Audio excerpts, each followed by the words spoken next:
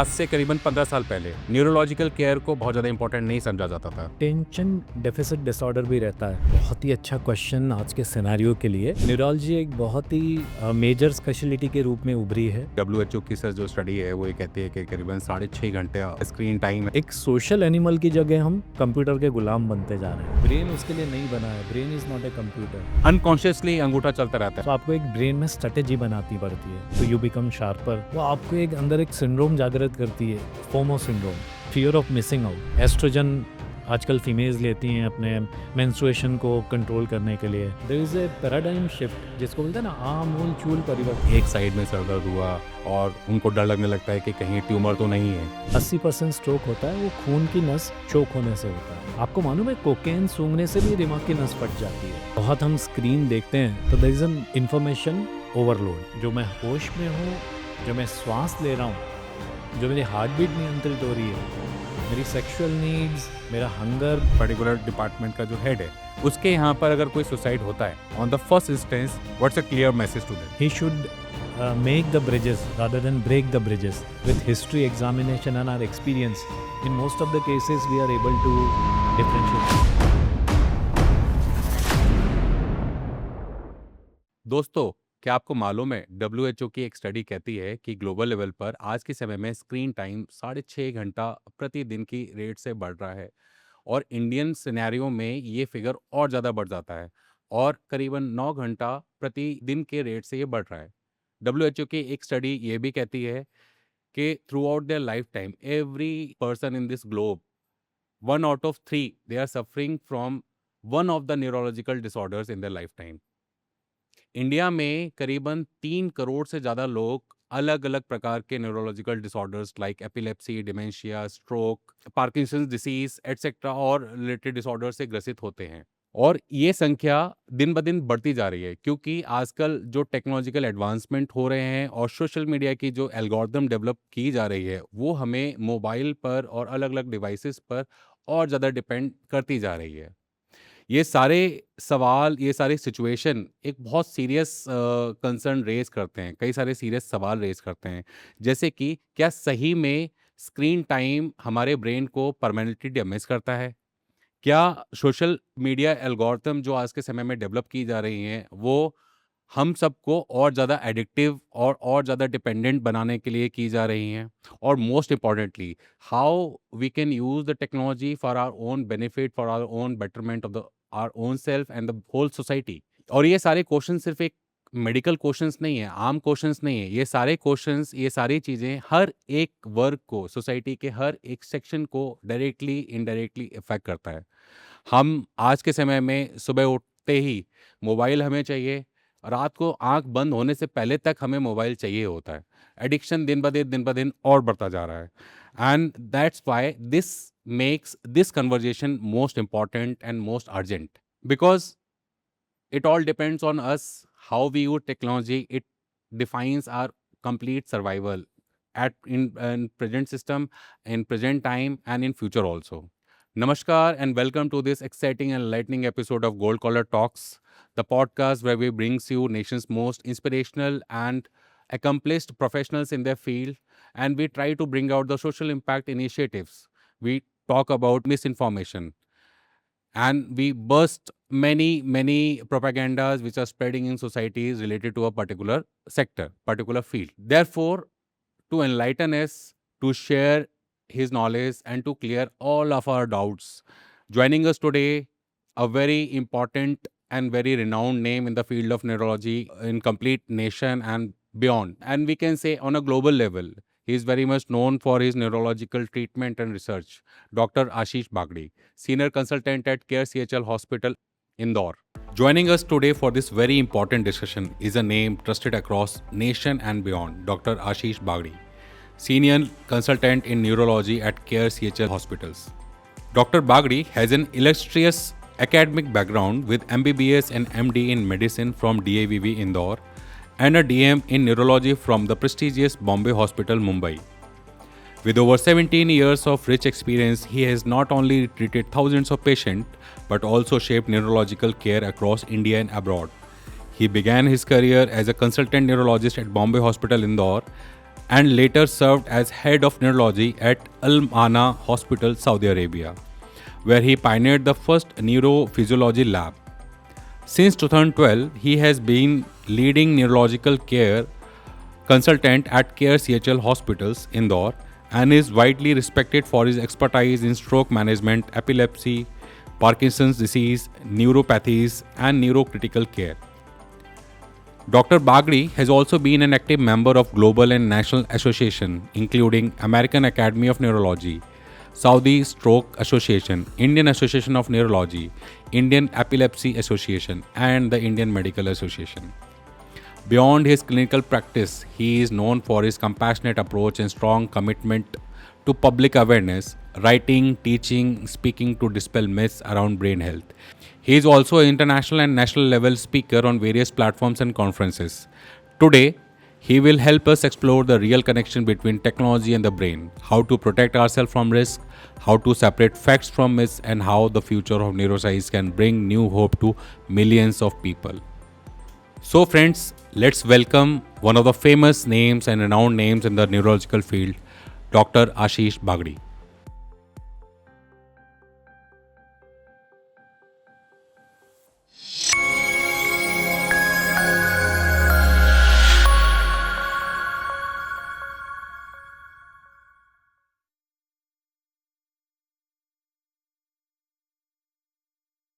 Sir, first of all, on behalf of my complete team and all our viewers, we are honored to welcome you on this wonderful platform, sir. Thank you. Thank you for being here. आपने अपने कीमती समय में से इतना समय निकाला और हमारी ऑडियंस के लिए कुछ प्रोडक्टिव देने के लिए आप यहाँ आए। सर, शुरुआत करते हैं तो सबसे पहले तो you have completed your MBBS and MD from DAVB and DM in neurology from Bombay Hospital in Bombay. So you have seen a great shift throughout the mindset of the people and in the advancement of the neurological treatment and research also. जी। तो इस पूरे दौरान में आज से करीबन 15 साल पहले न्यूरोलॉजिकल केयर को बहुत ज़्यादा इम्पोर्टेंट नहीं समझा जाता था। 15 से 25 साल पहले तक बहुत ज़्यादा इम्पोर्टेंट नहीं समझा जाता था। लेकिन आज की डेट में ये बहुत ज़्यादा इम्पोर्टेंट और अर्जेंट हो गया है। क्या आपको लगता है सर कि ये फील्ड कैसे डेवलप कर रहा है sir in India and on global level? बहुत ही अच्छा प्रश्न है। न्यूरोलॉजी एक बहुत ही इम्पोर्टेंट फील्ड है।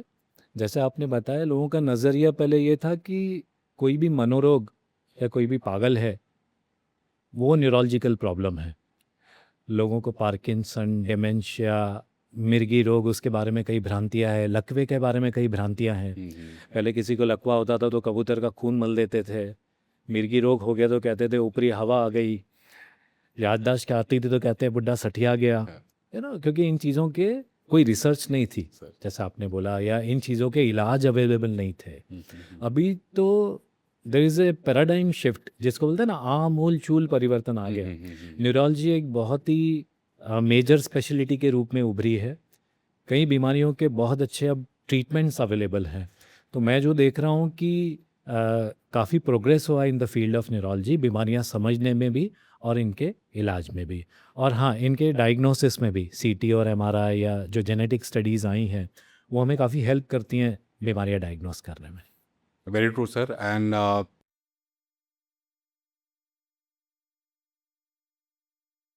इंडिया में भी आई बिलीव कि हम लोग काफ़ी अच्छे neurological scientist and doctors we are creating sir. हाँ, इंडिया में अभी neurologist as per your experience sir, हाँ, आपको न्यूरोलॉजिस्ट की संख्या देखो तो अभी 2,500 से 3,000 है मात्र? हाँ, बहुत ही रेयर स्पेशलिटी है ये। ओके। अब कई इंस्टीट्यूट्स में न्यूरोलॉजी ट्रेनिंग प्रोग्राम्स हैं। हमारे CHL में भी मेरे अंडर DNB स्टूडेंट हैं। तो अब हर प्राइवेट हॉस्पिटल में भी DNB, neurology, other broad specialities में भी गवर्नमेंट ने उनको अलाउ किया है कि you can have your students. तो अब न्यूरोलॉजी का स्कोप बढ़ रहा है, तो न्यूरोलॉजिकल डॉक्टर्स भी बढ़ रहे हैं। Very good sir. Sir, our next question related to public awareness. WHO की, जैसे कि अभी हमने डिस्कशन किया है कि WHO की सर जो स्टडी है वो ये कहती है कि करीबन 6.5 घंटे ग्लोबल लेवल पे स्क्रीन टाइम है सर।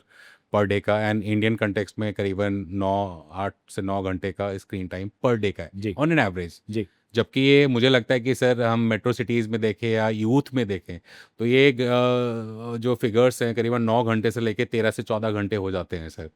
तो yes. some people believe this कि this much of screen time it damages the brain permanently, while others say that it is harmless.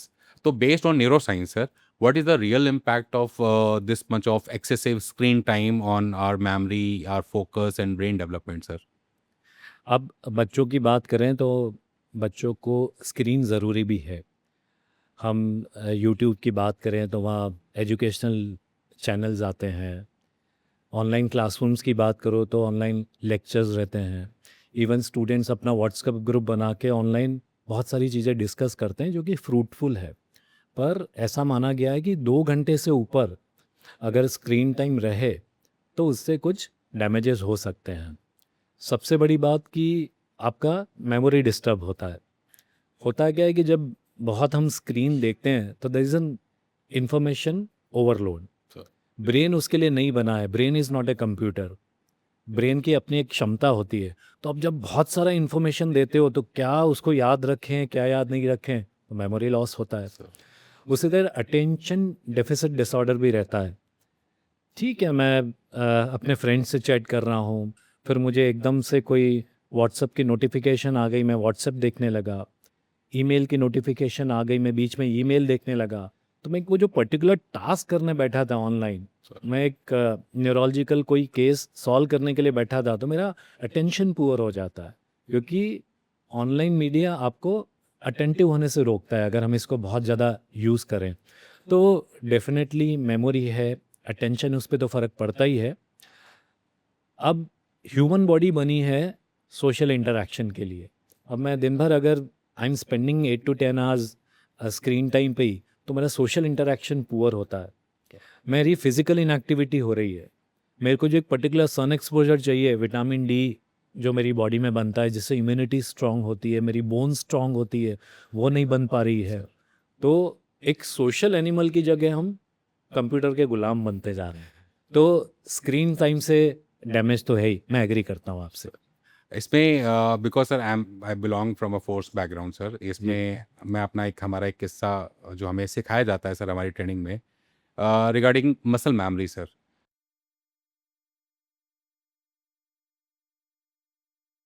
तो होता क्या है कि हमें कोई भी चीज़ इतनी ज़्यादा रिगरस इतनी बार हमें करा दी जाती है यस। कि हमारी मसल्स में मेमोरी में आ जाती है, लाइक ड्राइविंग ऑल्सो सर। ठीक है, ड्राइविंग भी ड्राइविंग। एक मसल मेमोरी का ही पार्ट है। यस। तो मेरा सर सवाल ये है सर कि जैसे कि अभी हम स्क्रीन टाइम की हम बात कर रहे हैं और जैसे अभी आपने बताया कि how this screen and this devices distract our focus and yes. Attention. Yes. तो बार-बार हम ये साइकिल में जो अटेंशन बार-बार डिस्टर्ब होने का ये जो साइकिल है, क्या ये बार-बार होने से परमानेंटली हमारा अटेंशन जो है वो मतलब डिस्टर्ब हो जाता है सर? हाँ, हाँ। आप जो बच्चे 8 से 10 घंटा आपने कहा गेमिंग कर रहे हैं, तो उनके बॉडी में डोपामिन रिलीज़ होता है। डोपामिन एक हैप्पी हार्मोन है, yes sir. Rewarding hormone. Yes sir. आप जुआ खेल के आते हो, आप चॉकलेट खाते हो, ड्रिंक करते हो, तो डोपामिन रिलीज़ होता है जो आपको खुश रखता है। सर। तो वैसे ही जब आप ऑनलाइन वीडियो गेम्स खेलते हो, फ्रेंड्स के साथ चैट करते हो, फेसबुक में आप चैट कर रहे हो, इसमें क्या है, कोई मेंटल एनर्जी आपकी यूज़ नहीं हो रही है। ये सब पैसिव एक्टिविटीज़ हैं।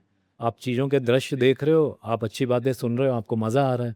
वो मज़ा क्यों आता है? क्योंकि वो डोपामिन रिलीज़ होता है। Dopamine is an addiction. Sir. Dopamine एक एडिक्टिंग हार्मोन है। तो हम जितना ज़्यादा स्क्रीन टाइम देंगे, हम स्क्रीन को एडिक्ट होते जाते हैं। अब इससे होता क्या है कि जब हम बच्चे को मना करें कि अब आप बहुत हो गया, अब आप थोड़ा-सा फ्रेंड्स के साथ घूम आओ या आप घर के बाहर दूसरे खेल लो। काम कर लो, बाहर खेल लो, तो उसको इरिटेशन होती है हुँ, क्योंकि इसके ब्रेन को अब डोपामिन नहीं मिलेगा। Hmm, hmm. So they become dependent and directly indirectly it do hampers the social development, memory, attentiveness, interpersonal relationships. तो इसका नुकसान तो है ही। सर ये जैसे अभी आपने वीडियो गेम्स की बात की सर, तो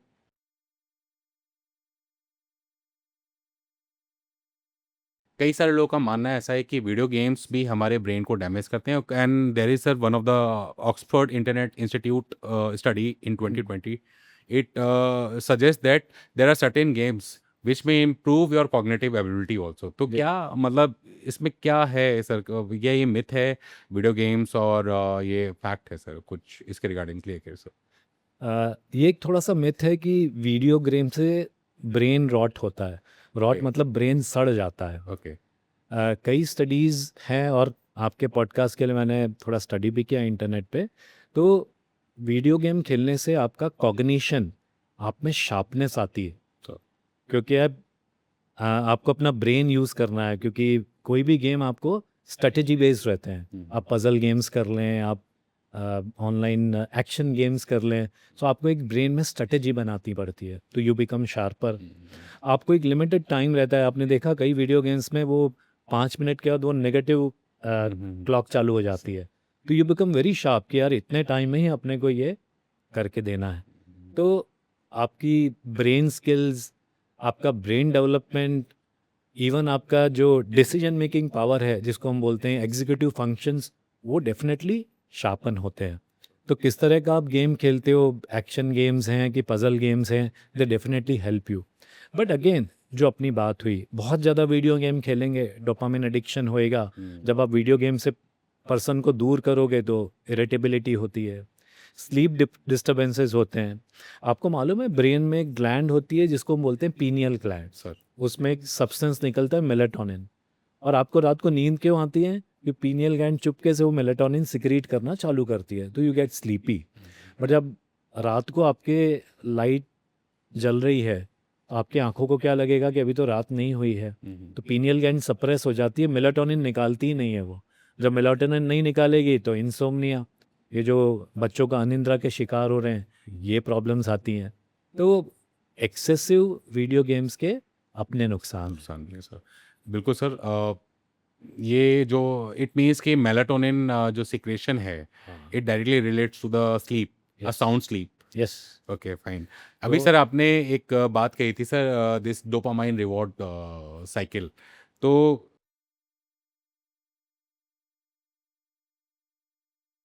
ये जितने भी सोशल मीडिया प्लेटफॉर्म्स जो अभी बन रहे हैं सर, या जो खासकर आज के डेट में जो सबसे ज़्यादा एडिक्टिव है, that is shorts video reels. Yes, जो अंगूठा बस चलता रहता है, स्क्रॉल करता रहता है, करता बिल्कुल। रहता है, एंड बिल्कुल। अनकॉन्शियसली अंगूठा चलता रहता है। इंसान ब्रेन में देख रहा है, वो ब्रेन कंप्लीट बंद कर लिया। तो ये सारे जो सोशल मीडिया प्लेटफॉर्म्स हैं, ये इनकी एल्गोरिथम सर, ये डोपामाइन रिवॉर्ड साइकिल के अराउंड डेवलप की बिल्कुल। जा रही है सर। बिल्कुल। Which scientists say that this algorithm, these algorithm, they can rewire the brain's neural pathways permanently. क्या ऐसा सही में पॉसिबल है सर? एंड इंडिया में आज के डेट में करीबन 750 मिलियन लोगों से ज़्यादा इंटरनेट यूज़ करते हैं, स्क्रीन यूज़ करते हैं। तो how concerning is this digital addiction problem sir? This पहले तो हमारे व्यूवर्स को, आई एम सॉरी, व्यूवर्स को सर थोड़ा सा डोपामाइन रिवॉर्ड साइकिल के बारे में ब्रीफ में सर थोड़ा समझा दीजिए, एंड वो हमारी पूरी लाइफ को सर, क्योंकि मैंने भी सर थोड़ा इसके बारे में रिसर्च किया, तो आई गेट टू नो कि our complete life is depend on this dopamine reward cycle sir. बिल्कुल। बिल्कुल। कंप्लीट सुबह से लेके हमारे रिलेशन सारे पर्सनल, हमारे अचीवमेंट्स, हमारे दिन भर से लेके शाम तक की जो वर्किंग है, जी। Everything depends on dopamine reward cycle. बराबर। तो can you clarify this sir? हाँ, जैसे मैंने पॉडकास्ट में पहले बताया, डोपामिन एक रिवार्ड हार्मोन है। आप जब भी खुश होते हैं, डोपामिन ब्रेन में सिक्रीट होता है। आपके घर में पेट डॉग है, पेट कैट है, जब आप उनको पुचकारते हैं आपको कितना अच्छा लगता है। It's a release stress of निकल जाता है सर पूरा। स्ट्रेस निकल। छोटे बच्चों को हम जाके देख लेते हैं सर, छोटे से 1 डेढ़ 2 महीने कितनी के, तो अच्छी अपने फीलिंग आप आती है। अच्छी फीलिंग सो आती है। वो डोपामिन रिलीज होता है। ओके। किसी को सिगरेट पीने की आदत है, आपको देखा होगा उनको तलब लगती है, राइट? आपके ऑफिस में कई लोग होंगे, 1 घंटा 2 घंटे के बाद they go out, they had a cigarette and they feel very good. It is because cigarette पीने से डोपामिन रिलीज होता है। किन्हीं लोगों को चॉकलेट्स खाने से, चॉकलेट में भी डोपामिन रहता है, तो जब हम चॉकलेट खाते हैं हमें अच्छा लगता है। किसी फ्रेंड से बात कर लिया बहुत अच्छा फ़ोन पे, तो डोपामिन रिलीज होता है। So basically it's a rewarding hormone. Okay. अपनी जो डे टू डे एक्टिविटी में है उसमें डोपामिन का एक लिमिटेड रोल रहता है, राइट? कभी खुशी कभी गम, लाइफ में दुख भी है तो सुख भी है।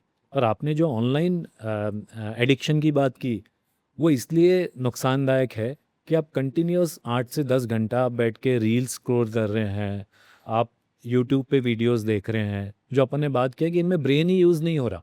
नहीं, आपने एक बहुत अच्छा फेसबुक पे सुंदर सा दृश्य देख लिया, अरे मेरा फ्रेंड वहाँ घूमने गया है, वाह यार इटली में अमाल्फी कोस्ट बहुत ही सुंदर है, अरे यार मैं भी जाऊँगा, आई विल प्लान समथिंग।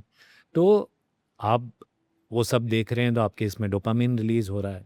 अब कुछ समय बाद क्या होता है कि सपोज आपने आपका फ़ोन बंद कर दिया या यू स्टॉप योर लैपटॉप, तो वो जो डोपामिन की डेफिशिएंसी होती है बॉडी में, वो आपको एक अंदर एक सिंड्रोम जागृत करती है, FOMO syndrome, fear of missing out. Okay. अरे यार मैंने मोबाइल 5-10 मिनट के लिए बंद कर दिया, कुछ हो तो नहीं गया, मैं कुछ मिस तो नहीं कर रहा हूँ, है ना, मेरे ईमेल्स में नोटिफिकेशन में मेरे को कोई ईमेल नोटिफिकेशन तो नहीं आ रही है, या मेरे जो व्हाट्सएप ग्रुप है फ्रेंड्स का, उसमें यार कोई मैसेजेस चल रहे हैं, मैंने मिस तो नहीं कर दिया। तो ये आपको एंशियस बनाता है, आपने देखा होगा, यू बिकम एंशियस। आप जो कह रहे थे ना कि क्या चेंजेस आते हैं, तो you try to become very anxious, right. अब मैं आपसे बात कर रहा हूँ, मेरा ध्यान मोबाइल में है कि मेरे को कोई नोटिफिकेशन तो नहीं आया, so it affects my concentration also. So attention, concentration, behavioural changes, anxiety, even memory loss भी हो जाएगा। वो कैसे होगा मैं समझाता हूँ। आप मेरे टीचर हैं, मैं आपका लेक्चर बहुत ध्यान से सुन रहा हूँ और आप एक बहुत इंपॉर्टेंट टॉपिक मुझे समझा रहे हैं, और अचानक मेरे दिमाग में आ गया कि यार वो एक व्हाट्सएप ग्रुप पे एक इंटरेस्टिंग अपने को चैट होने वाली थी, तो मेरा ध्यान अब क्या जाएगा व्हाट्सएप पे, आप क्या बोल रहे हैं क्लास में, अब मेरा ध्यान नहीं है। देन एंड ऑफ लेक्चर आप बोलेगे यार बागड़ी साहब वो जरा एक इंपॉर्टेंट पॉइंट मैंने बताया था वो बताएं, तो आई विल, अरे sir I miss out that. तो इसको हम डिजिटल डिमेंशिया सिंड्रोम भी बोलते हैं, कि आपकी मेमोरी लॉस हो गई क्योंकि मेरा ध्यान आपकी तरफ था ही नहीं। तो ये सब बड़े साइड इफेक्ट्स हैं।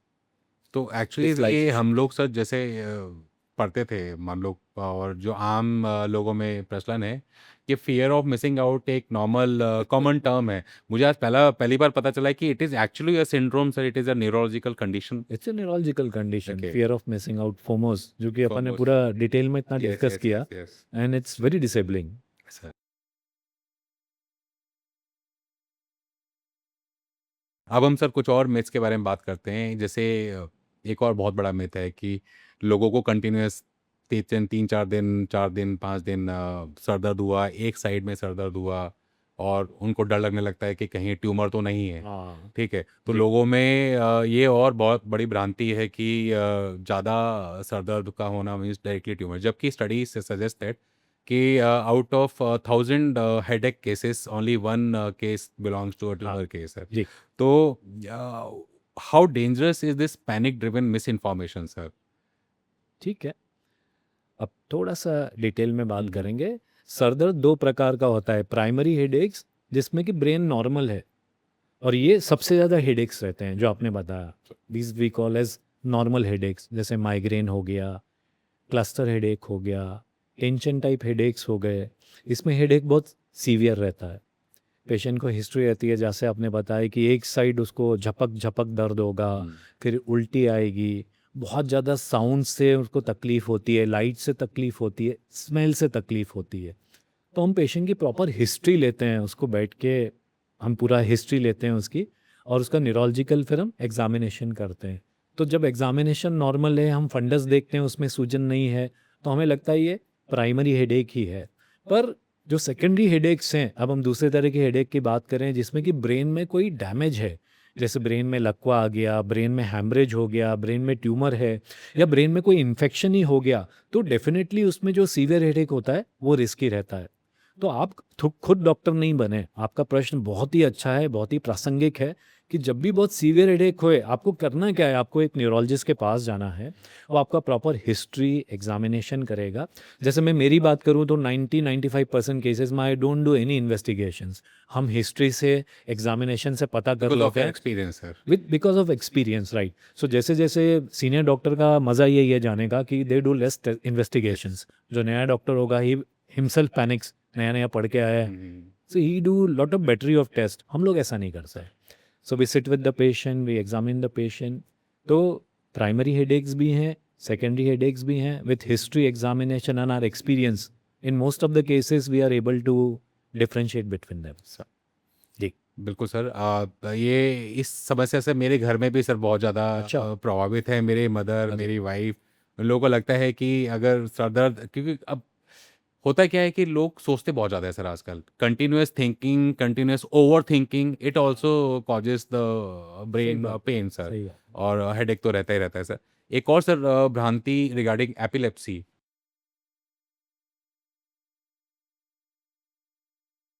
It's spread in the society sir. Epilepsy को हिंदी में कहते हैं मिर्गी। तो मिर्गी को लेके सर बहुत भ्रांतियाँ हैं। आज हुँ, तो सर तब हुँ, भी थोड़ी बहुत अवेयरनेस आ गई है, लेकिन आज से अगर हम 25 साल, 30 साल पीछे चले जाएँ, हुँ। तो मिर्गी का मतलब कि कोई माता आ गई हैं या कोई हाँ, भूत बिल्कुल, चुड़ैल आ गया है इनके बिल्कुल, ऊपर, तो उसको बिल्कुल। वैसा का वैसा ही छोड़ देते हैं। कोई मोजा सूँघा रहा है, कोई पिक्चर में कुछ और दिखा रहे हैं सर। क्या रहा है? तो जबकि currently, as per the data sir, 10 million Indians they are affected by epilepsy बिल्कुल, on a normal scale sir, जी। as per ICMR। एंड लोग आज भी ये बिलीव करते हैं कि ये कंटेजियस है, ये क्या कहते हैं, अनट्रीटेबल है, और उसको कई सारे सुपरस्टिशन से भी जोड़ते हैं। यस। तो आपने अपने एक्सपीरियंस में सर ड्यूरिंग योर ऐसे प्रैक्टिस। होल करियर, जी, योर प्रैक्टिस, आप ऐसे बहुत सारे केसेस से एनकाउंटर हुए होंगे सर। काफ़ी, तो काफ़ी। इनमें से सर कोई एक इंटरेस्टिंग केस जो आपको लगता हो कि जो आपको याद रह गया हो सर एपिलेप्सी के रिगार्डिंग? काफ़ी इंटरेस्टिंग है, बट प्लीज मैं सर इन शेयर। शॉर्ट बता दूँगा। सर एक तो जो एपिलेप्सी का दूसरा नाम है सीज़र। या seizure is a Greek word to seize. To seize. Seize मतलब आपको किसी ने अपने अंडर ले लिया।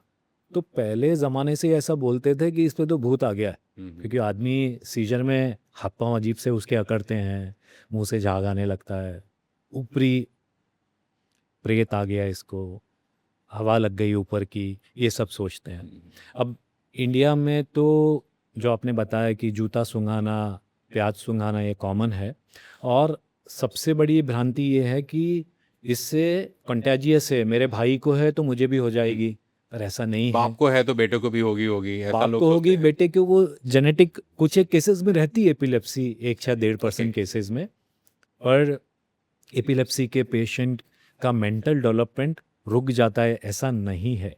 आपने आइजैक न्यूटन का नाम सुना है, आपने लिएंडर पेस को सुना है, या आपने ऑब्जर्व भी किया होगा कि उसको भी ब्रेन ट्यूमर थे, सीजर्स आते थे। और बहुत बड़े बड़े पेंटर्स हैं, म्यूजिशियंस हैं लाइक बीथोवन, इन सबको आपको जान के आश्चर्य होगा वीरेंद्र जी कि उनको एपिलेप्सी थी, पर भी अपने लाइफ में शीर्ष पे पहुंचे।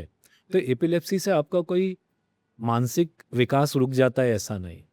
एपिलेप्सी करके आप शारीरिक संबंध बना नहीं सकते, बच्चे पैदा नहीं कर सकते, ये भी बहुत बड़ी भ्रांतियाँ हैं, लोग पूछते हैं हमसे। तो मोस्ट ऑफ द केसेस में एपिलेप्सी में बच्चे नॉर्मल पैदा होते हैं, शारीरिक संबंध बनाने में कोई दिक्कत आती नहीं। और जो इंटरेस्टिंग आप बात करते हो कि पेशेंट बेहोश हुआ, और एक पेशेंट बेहोश हुआ और उसकी मदर ने, जैसे ही उसने पेशेंट बेहोश हुआ, उसको पहली बार ये एपिसोड आया, तो उन्होंने इंटरनेट पे देख रखा था कि मुंह खोलो और चम्मच फंसाओ और जूता सिंगाओ। तो चम्मच नहीं मिली तो उन्होंने अपनी उंगली दे दी उसके मुंह में। एंड चूंकि एपिलेप्सी में पेशेंट दांत कस के बंद कर लेता है, तो उसने उनकी उंगली काट ली। तो ये बड़ा डेंजरस था, और कई बार चम्मच डालने से दांत भी टूट जाते हैं। सर तो मैं तो बोलता हूँ कि ये सब नहीं सोच के, एपिलेप्सी एक बीमारी है, न्यूरोलॉजिकल डिसऑर्डर है, जो कि ब्रेन में एबनॉर्मल इलेक्ट्रिकल डिस्चार्जेस से होता है। ये, इसका बहुत अच्छा इलाज संभव है, अवेलेबल है। और मिर्गी का मतलब ये नहीं कि अब ये ज़िंदगी भर मिर्गी का मरीज़ हो गया, ये भी एक भ्रांति है। हाँ, ये बहुत बड़ी भ्रांति है सर। एक बार मिर्गी हो गई किसी को तो लोगों को लगता है कि जिंदगी भर ये टीडी नहीं होगी, नहीं, नहीं, वैसी नहीं। वैसी ही है। हम तो 2 से 3 साल तक इलाज देते हैं और पेशेंट ठीक होते हैं। और एक और इंटरेस्टिंग बात बताऊंगा, एक होता है एब्सेंस सीजर। बच्चा स्कूल में पढ़ रहा है, वो अचानक टीचर की तरफ एकटक देखता है ऐसा, और थोड़ी सी आंखें ऐसी झप-झप करेगा, या कुछ सेकंड्स के लिए, तो ये एब्सेंस सीजर है। Absence seizure. Absence seizure, Okay. इसमें पेशेंट गिरता नहीं है, पेशेंट के हाथ पाँव में भी सकुड़न नहीं, जकड़न नहीं आती जैसे एपिलेप्सी पेशेंट्स में होती है। पर होगा क्या, वो 4-5 सेकंड के लिए उसका अटेंशन चला गया, वो अनकॉन्शियस हो जाता है, तो स्कोलिस्टिक परफॉर्मेंस डाउन जाता है। तो कई पेरेंट्स आते हैं कि ये तो नालायक है, क्लास में ध्यान नहीं देता, आज इसकी शिक्षक ने ठुकाई कर दी क्योंकि वो पढ़ा रहे थे और ये क्लास में ही सो रहा था। तो फिर हम जांच करते हैं तो पता चलता है ये एक स्पेशल एपिलेप्सी, हम ईईजी करते हैं तो उसमें एक स्पेसिफिक पैटर्न रहता है, और जैसे हम ट्रीटमेंट स्टार्ट करते हैं वो दौरे रुक जाते हैं और पेशेंट का स्कोलिस्टिक परफॉर्मेंस इंप्रूव होता है। तो एब्सांस सीजर भी एक इंटरेस्टिंग तरह का सीजर है। कई तरह के सीजर में पेशेंट की पर्सनालिटीज चेंज हो जाती है, कॉम्प्लेक्स पार्शियल सीजर। वो बैठा है पर किसी को गाली बकने लगेगा, कोई पूरे कपड़े ही खोल देता है, मल्टीपल पर्सनालिटीज मल्टीपल पर्सनालिटीज हो जाती हैं, वो दौड़ लगाने लगता है इधर उधर, किसी को इमोशनल चेंजेस आते हैं, बहुत जोर जोर से रोने लगते हैं, पर इस वक्त वो होश में नहीं रहते। तो ये काफ़ी इंटरेस्टिंग है कि epilepsy is of variate kind, it's all colours of rainbow जो अपन बोलते हैं। तो काफ़ी तरह की एपिलेप्टिक तो अटैक्स। बेसिकली जो हम समझ पा रहे हैं कि it is directly related to the neuron electric impulse conduction, उसी में ही चेंजेस होने के कारण ही ये बिल्कुल। अलग अलग तरीके की चीज़ें होती बिल्कुल है। बिल्कुल। Okay okay sir. Very ऐसे ही सर एक और ऐसी मेंटल स्ट्रोक,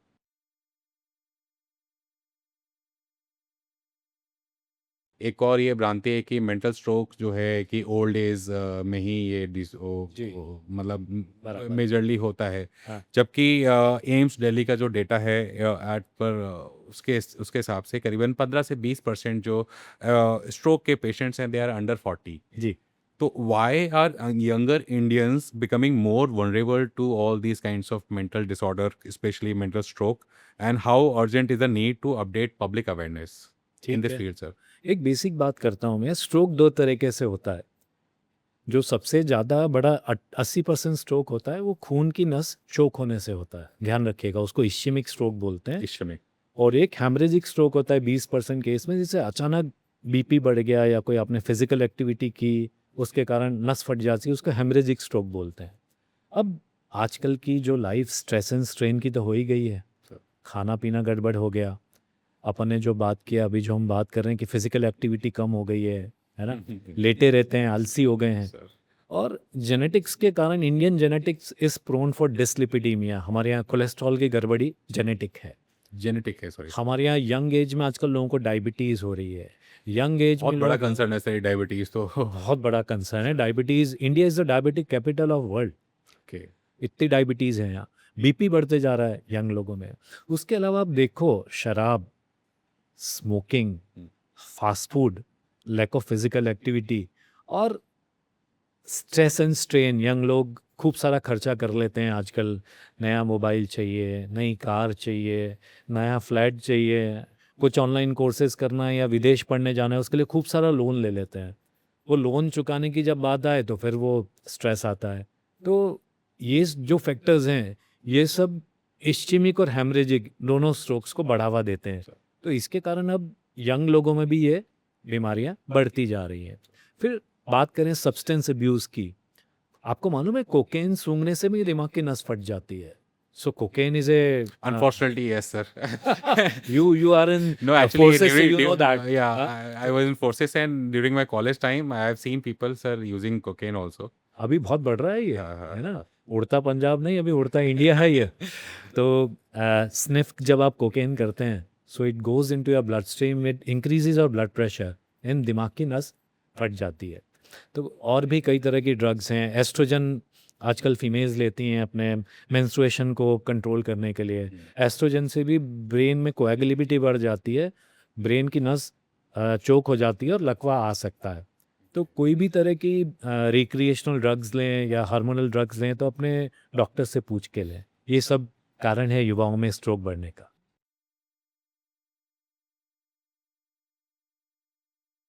तो सर वैसे अगर आप बहुत ब्रीफ में या बहुत शॉर्ट में अगर आप ऑडियंस को बताना चाहें कि जब भी कभी ऐसे मिर्गी या स्ट्रोक की सिचुएशन उनके आसपास क्रिएट होती है, उनके किसी पर्सनल को, उनके आसपास में किसी पर्सन को अगर जी, ऐसी कोई भी सिचुएशन, तो what is the first and most important steps they should follow, बिल्कुल। एंड कैसे उसको बचाया जा सकता है जी। पेशेंट को? पहले बात मैं लकवे की करता हूँ। अब आपको मालूम कैसे पड़े कि लकवा है, तभी तो आप कुछ कर पाओगे। बिल्कुल सर। तो लकवे के लिए एक निमोनिक है, फास्ट, FAST, फेस टेढ़ा हो गया, ए से आर्म, हाथ वीक होके नीचे आ गया, स्पीड स्लर्ड स्पीच, आप बात करोगे तो मैं बोलूँगा मेरा नाम आशीष है, सो सडनली आपको लगेगा ये बंदे का फेस भी टेढ़ा हो रहा है, इसके हाथ में भी कमजोरी है, आवाज़ भी लड़खड़ा रही है, इसको विजन में भी ये कह रहा है कि यार डबल दिख रहा है और इम्बैलेंस हो रहा है, तो 80% चांस है कि उसको स्ट्रोक आया है। अब इस केस में क्या है, आजकल हम एक इंजेक्शन देते हैं जिसको टीपीए बोलते हैं। अगर 4.5 घंटे के अंदर हमने वो इंजेक्शन दे दिया और पेशेंट को आप हॉस्पिटल ले आए 4.5 घंटे के अंदर, तो वो खून का थक्का हम घोल देते हैं। सो एक पब्लिक अवेयरनेस वाली बात है कि जैसे ही स्ट्रोक के सिम्टम्स आए, immediately you have to rush to hospital. Time कुछ इज भी more important. Aspirin, disprin, BP की गोली नहीं दें। Time is brain. You are absolutely right. रही बात मिर्गी की, अपन ने बहुत डिटेल में चर्चा की। जब भी कोई पेशेंट को मिर्गी का अटैक आए, बिल्कुल पैनिक नहीं होना है। उसका ऊपर का बटन खोल दें, उसको एक जमीन पे लेटा दें, है ना। आसपास कहीं गद्दा हो तो गद्दे पे लेटा दें। सीधा। हाँ, जैसे आपने कोट पहन रखा है तो आपका कोट निकाल के आप उसके गर्दन के नीचे तकिया बना सकते हैं। और सीधा नहीं लेटाना, हम उसको बोलते हैं फिटल पोजीशन। ओके। पेशेंट को लेफ्ट लेटरल मतलब उल्टे साइड उसको लेटाना है करवट से, और ये पैर उसके पेट पे आ जाए, जैसे एक बच्चा नहीं रहता। तो इससे क्या होता है कि जो स्टमक के कंटेंट्स हैं वो उल्टी के द्वारा फेफड़े में नहीं जाते हैं, अगर हम लेफ्ट साइड में पेशेंट को लेटाते हैं। और ना जूता सूंघाना है, ना चम्मच मुंह में देनी है, ना उंगली देनी है, ना चमड़ा बस सुंघाना है कोई। नहीं, कुछ भी नहीं। ये फिट्स क्या है, 2-3 मिनट के लिए रहते हैं और जानलेवा नहीं होते। तो वो अपने आप चला जाएगा। जैसे ही फिट्स खत्म होते हैं, immediately rush to the hospital. फिर हम अपना इन्वेस्टिगेशंस करके प्रॉपर ट्रीटमेंट स्टार्ट करते हैं। तो दोनों के मैंने एक तरह से फर्स्ट एड्स आपको बता दिए, स्ट्रोक के भी और एपिलेप्सी के। Sir thank you sir. And I believe sir ये जो अभी आपने स्टेप्स बताए हैं, लोग जब सुनेंगे और जानेंगे, उसको महसूस करेंगे, इतने उनको एक एम्पावरमेंट मिलेगा Yes. उनको डेफिनेटली कि अपने आसपास में एटलीस्ट हमारे इस कन्वर्जेशन से मुझे ऐसा लगता है सर कि इन फ्यूचर, क्योंकि ये हम वीडियो जो है यूट्यूब पे रहेगी और एक परमानेंट एसेट की तरह वहाँ पे रहेगी, तो मुझे लगता है कि हमारे इस कन्वर्जेशन से सुन के कभी एक इंसान ने किसी एक पर्सन की भी, एक पेशेंट की भी अगर जान बच गई, बिल्कुल तो ये सफल हो जाएगा सर बिल्कुल कन्वर्जेशन। बिल्कुल, बहुत अच्छी बात बोली आप। And very important. sir, now we come to the positive side of the technology, sir. हाँ जी। We'll discuss this technology as a problem solver, sir.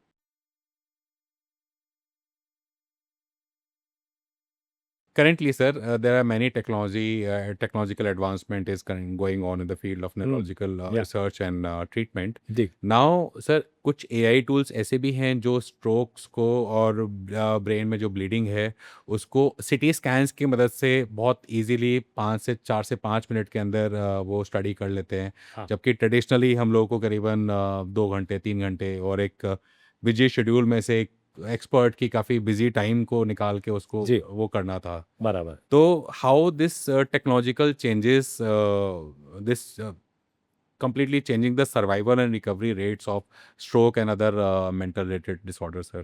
ठीक है। देखो, हम तो टर्शरी केयर हॉस्पिटल्स में हैं, हमारे यहाँ तो 1-2 घंटा लगता नहीं है। हमारे यहाँ radiologist, neurologist 24 hours on call है, अगर मैं केयर सीएचएल की बात करूँ। अगर हाँ, पेरिफेरी की बात करें, वहाँ किसी को लकवा आया है, तो आजकल तो पेरिफेरी में भी सीटी एमआरआई मशीन्स अवेलेबल है वीरेन जी। तो वो क्या करते हैं कि वो सीटी और एमआरआई को मशीन में फीड करते हैं। अब एआई लर्निंग क्या है, मतलब एआई के पास खुद के पास दिमाग नहीं है, उसके पास millions and millions of patient का डाटा है। वो डाटा वो देखता है और फिर आपके पेशेंट के डाटा से कंपेयर करता है कि इसको दिमाग में नस फटी है या इसके दिमाग में चोकिंग हुआ है, वो बड़ा है कि छोटा है। अच्छा, कितने टाइम में हुआ, अगर 4.5 घंटे के अंदर हुआ तो उसको इमीडिएटली अपन थ्रोम्बोलाइज कर सकते हैं। ब्रेन में अगर हैमरेज है तो इसको सर्जरी की ज़रूरत पड़ सकती है। तो डेफिनेटली अगर कोई पेरिफेरी में है पेशेंट, उसके लिए डेफिनेटली हेल्पफुल है। हमारे यहाँ भी जैसे आपने बात करा, टर्शरी के सेंटर्स में भी प्रोसेसिंग टाइम ये थोड़ा सा कम कर देता है। डायग्नोस्टिक एक्यूरेसी इनकी थोड़ी सी ज़्यादा रहती है, तो ये हेल्प तो करते हैं।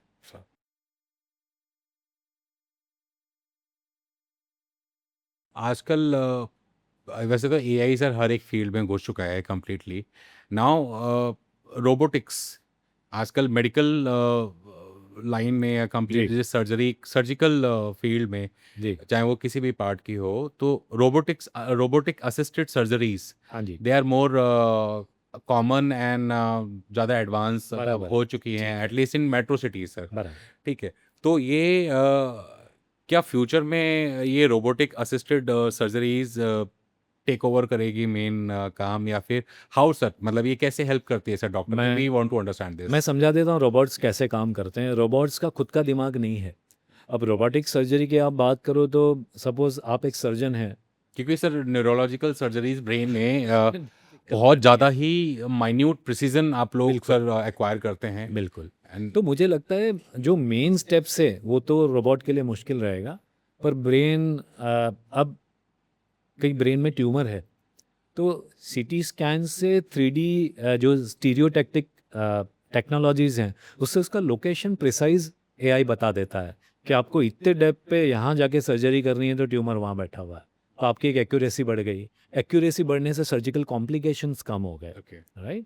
अब आप यहाँ बैठे हैं, you are a big surgeon, मैं न्यूरोलॉजी की बात नहीं कर रहा, इन जनरल बात कर रहा हूँ, और कहीं मऊ में या धार में जहाँ की रोबोट अवेलेबल है और आप अवेलेबल नहीं है और वो सर्जरी इमरजेंसी करनी है, sir so it will save lot of time. आप यहाँ बैठे बैठे रोबोट से आप वहाँ सर्जरी कर रहे हैं। That is also possible sir, you वो कैन वही control the robot from a वो डिस्टेंट तो लोकेशन। वो तो हो ही रहा है। ओके अब वो तो आ ही गया है, रोबोटिक सर्जरीज सीएचएल में भी हमारे यहाँ गैस्ट्रो डिपार्टमेंट में, इन वेरियस डिपार्टमेंट्स में लोग कर ही रहे हैं। नहीं नहीं सर, So- मैं ये थोड़ा सा जी, जानना चाह जी। रहा हूँ कि हम you are sitting at care CHL hospital Indore हाँ, and you want to do robotic surgery in the hospital. In Jhabua और सम अदर कहीं जहाँ पे ये रोबोट अवेलेबल हो, हाँ, तो आप यहाँ बैठ के कंट्रोल कर सकते हैं बिल्कुल कंट्रोल कर सकते हैं, Okay.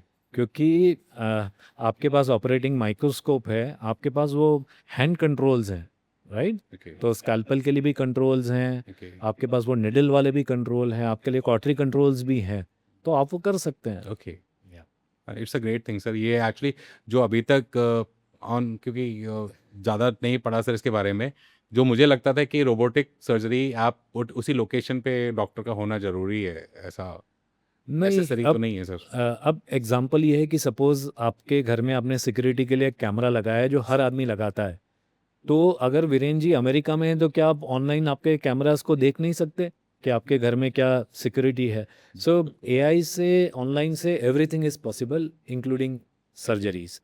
आजकल एआई से टेस्ला की कार चलने लग गई है, right.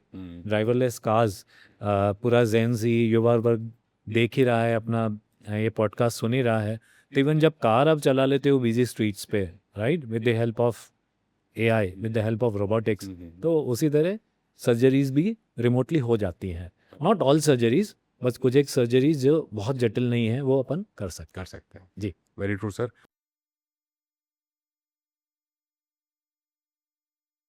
Wearable sir, there are आजकल सर वियरेबल्स की बहुत ज़्यादा डिमांड और क्रिएट की जा रही है या फिर डिमांड ऑलरेडी है। तो in the field of neurological studies और न्यूरोलॉजिकल प्रिवेंटिव केयर, जी। Sir what kind of wearables are there और क्या आप सजेस्ट कर सकते हैं इसके ठीक है। Regarding sir? Wearables cardiac disease में भी काम आते हैं, और न्यूरोलॉजी की बात करें तो जब कोई पेशेंट को मिर्गी होती है तो मिर्गी के डायग्नोसिस के लिए हम ईईजी करते हैं, उसमें ब्रेन में बहुत सारे वायर्स हम लगाते हैं। तो अब क्या हो गया वियरेबल्स में, पेशेंट को अभी तो मिर्गी आ नहीं रही है, अब मुझे मालूम नहीं है कि अगले 24 घंटे में कब आएगी, तो एक तरह की स्पेशल कैप हम देते हैं उसको वियरेबल, उसमें सब इलेक्ट्रोड्स रहते हैं, पेशेंट को कैप पहना हुआ है, इसमें इलेक्ट्रिकल वायर्स हैं, इज रोमिंग अराउंड, उसके साथ ही उसके पास एक रिकॉर्डर है, तो बीच में कभी भी अगर सीजर आता है, झटका आता है, तो वो रिकॉर्ड हो जाएगा। उसी तरह स्मार्ट वॉच आ गई है। अब स्मार्ट वॉच को एल्गोरिदम के कारण आपका एक पैटर्न मालूम है, आप कितने बजे उठते हो, घूमने जाते हो, क्या करते हो, कब सोते हो। अभी कोई पेशेंट को अगर मिर्गी का अटैक आया तो उसके हाथ पाँव में जोर से कंपन होगा, जो कि स्मार्ट वॉच डिटेक्ट करती है कि अरे ये तो अजीब सा है, क्योंकि मोशन सेंसर्स लगे हैं, एक्सेलरोमीटर्स लगे हुए हैं। आपकी हार्ट बीट उस वक्त बढ़ जाती है जब आपको या मिर्गी का अटैक आता है, तो आपको मालूम है कि अपनी जो स्मार्ट वॉचेज़ हैं आपकी हार्ट बीट भी देख लेती हैं। अगर झटका खा के आप गिर गए, और आजकल वॉचेज़ में ऐसा हो गया कि गिरने के 2 मिनट के अंदर अगर आप उठे नहीं या आपकी कोई मूवमेंट नहीं है, तो वो आपके केयर, एब्सोल्युटली, वो आपके केयर गिवर्स को, आपके डॉक्टर्स को, या जो भी इमरजेंसी कॉन्टैक्ट्स को इमीडिएटली वो बताती है कि आपको फिट्स आए। या अगर पेशेंट होश में भी और थोड़ा सा उसको ट्रेमलिंग चालू हो गई, तो घड़ी एकदम इंडिकेट कर देती है स्मार्ट वॉचेस, तो आप जाके अपने मेडिसिन ले सकते हो। तो मतलब एक स्मार्ट वॉच भी हमारी लाइफ सेव कर सकती है sir? Absolutely, I think technology का यूज़ करना चाहिए, और ये तो बहुत अच्छा यूज़ है। So they are really smart.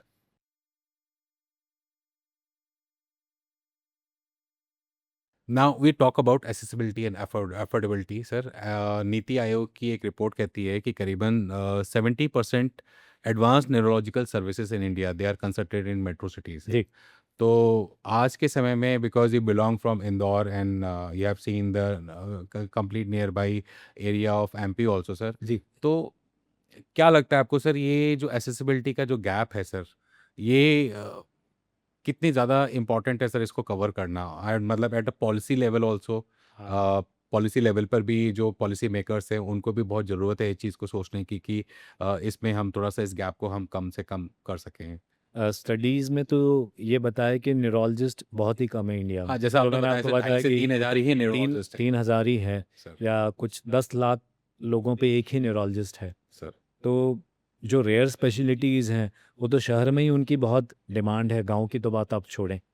तो अब इसमें एआई कैसे हेल्प कर सकता है कि पेशेंट वहाँ पे दूर बैठा हुआ है, वो अपने सिम्पटम्स हमको बता रहा है। उसको इंडोर आने की ज़रूरत नहीं है।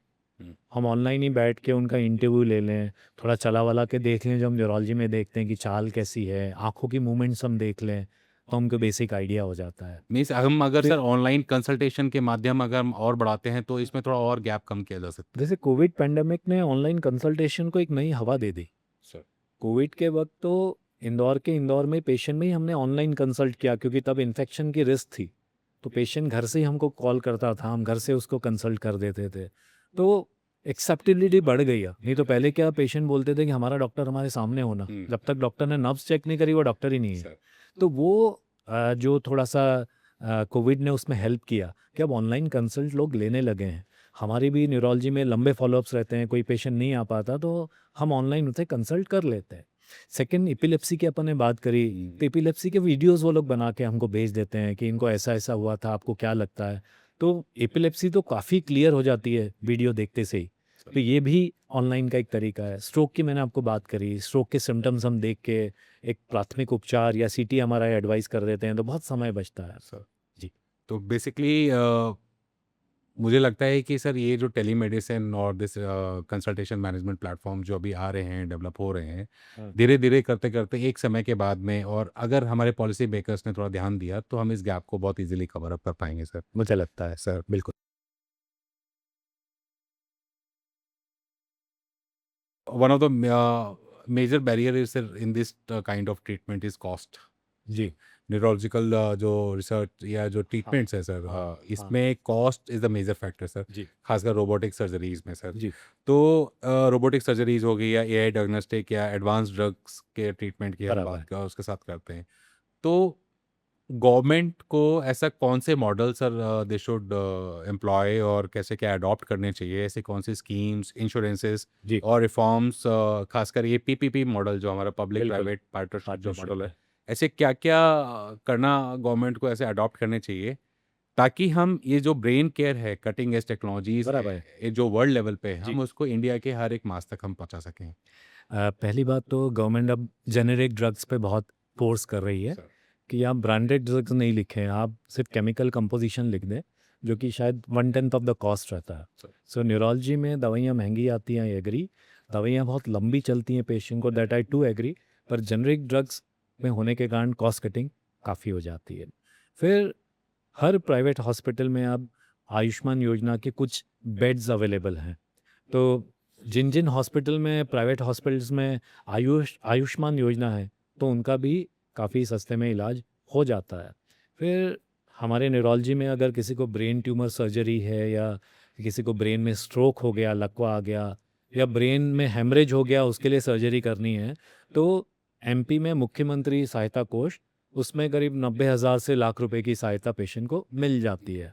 ऐसे ही राजस्थान में भामाशाह योजना है। हुँ, हुँ, हुँ। फिर एम्स है, पीजीआई है और हमारे इसमें निम्हांस जो है बेंगलोर में, वो भी काफ़ी सस्ते रेट में पेशेंट को इलाज करते हैं।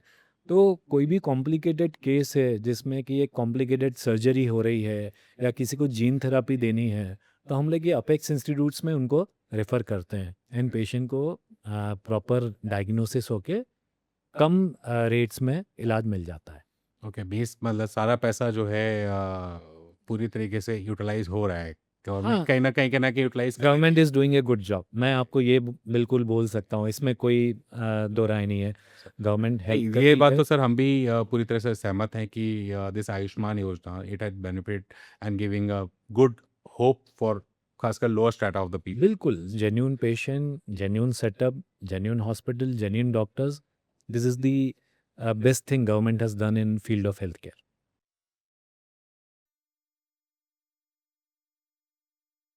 सर अब एक जैसे मूवीज़ में दिखाते हैं रिगार्डिंग छोटा दिमाग सर, हुँ। ठीक है?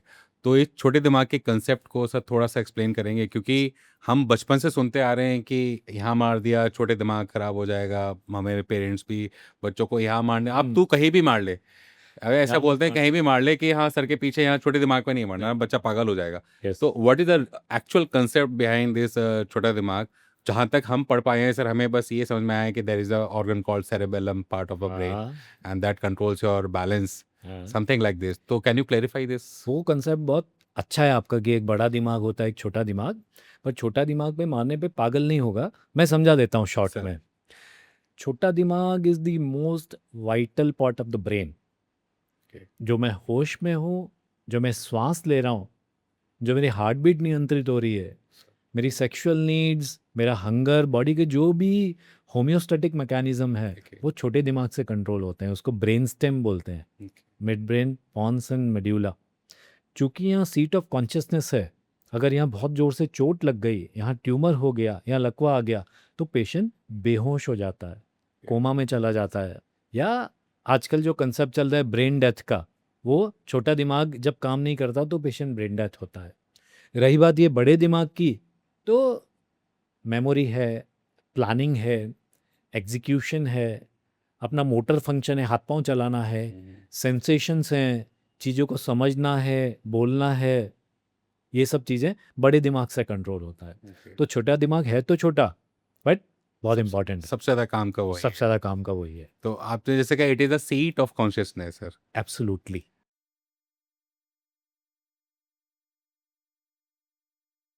एंड सर एक और चीज़ हम लोग जैसे नोटिस करते हैं कि आजकल जो आम जन में जब क्रॉनिक स्ट्रेस जो एक हुँ। बहुत मेजर और बहुत रेगुलर आम बात हो गई है हाँ सभी जी, के लिए, बहुत बिल्कुल, ज़्यादा आम बात हो गई बिल्कुल, है। बिल्कुल। तो लोग आज भी क्रॉनिक स्ट्रेस को एक नॉर्मल मेंटल वीकनेस या एक छोटी-सी बात सोच के छोड़ जी, देते हैं। जी, जबकि study suggested that it shrinks the hippocampus जो जी, हमारे ब्रेन का बिल्कुल। हिप्पोकैम्पस है उसको श्रिंक कर देता है और एक परमानेंटली एक डैमेज हमें क्रिएट कर जी, सकता है, एक बिल्कुल। क्रॉनिक लगातार लिया यस, जाने वाला स्ट्रेस। एग्री। तो as a neurological perspective what are the real structural and functional changes does this chronic stress बहुत लंबे टाइम तक लगातार सोचना ओवर थिंकिंग करना जी। This causes in the brain sir?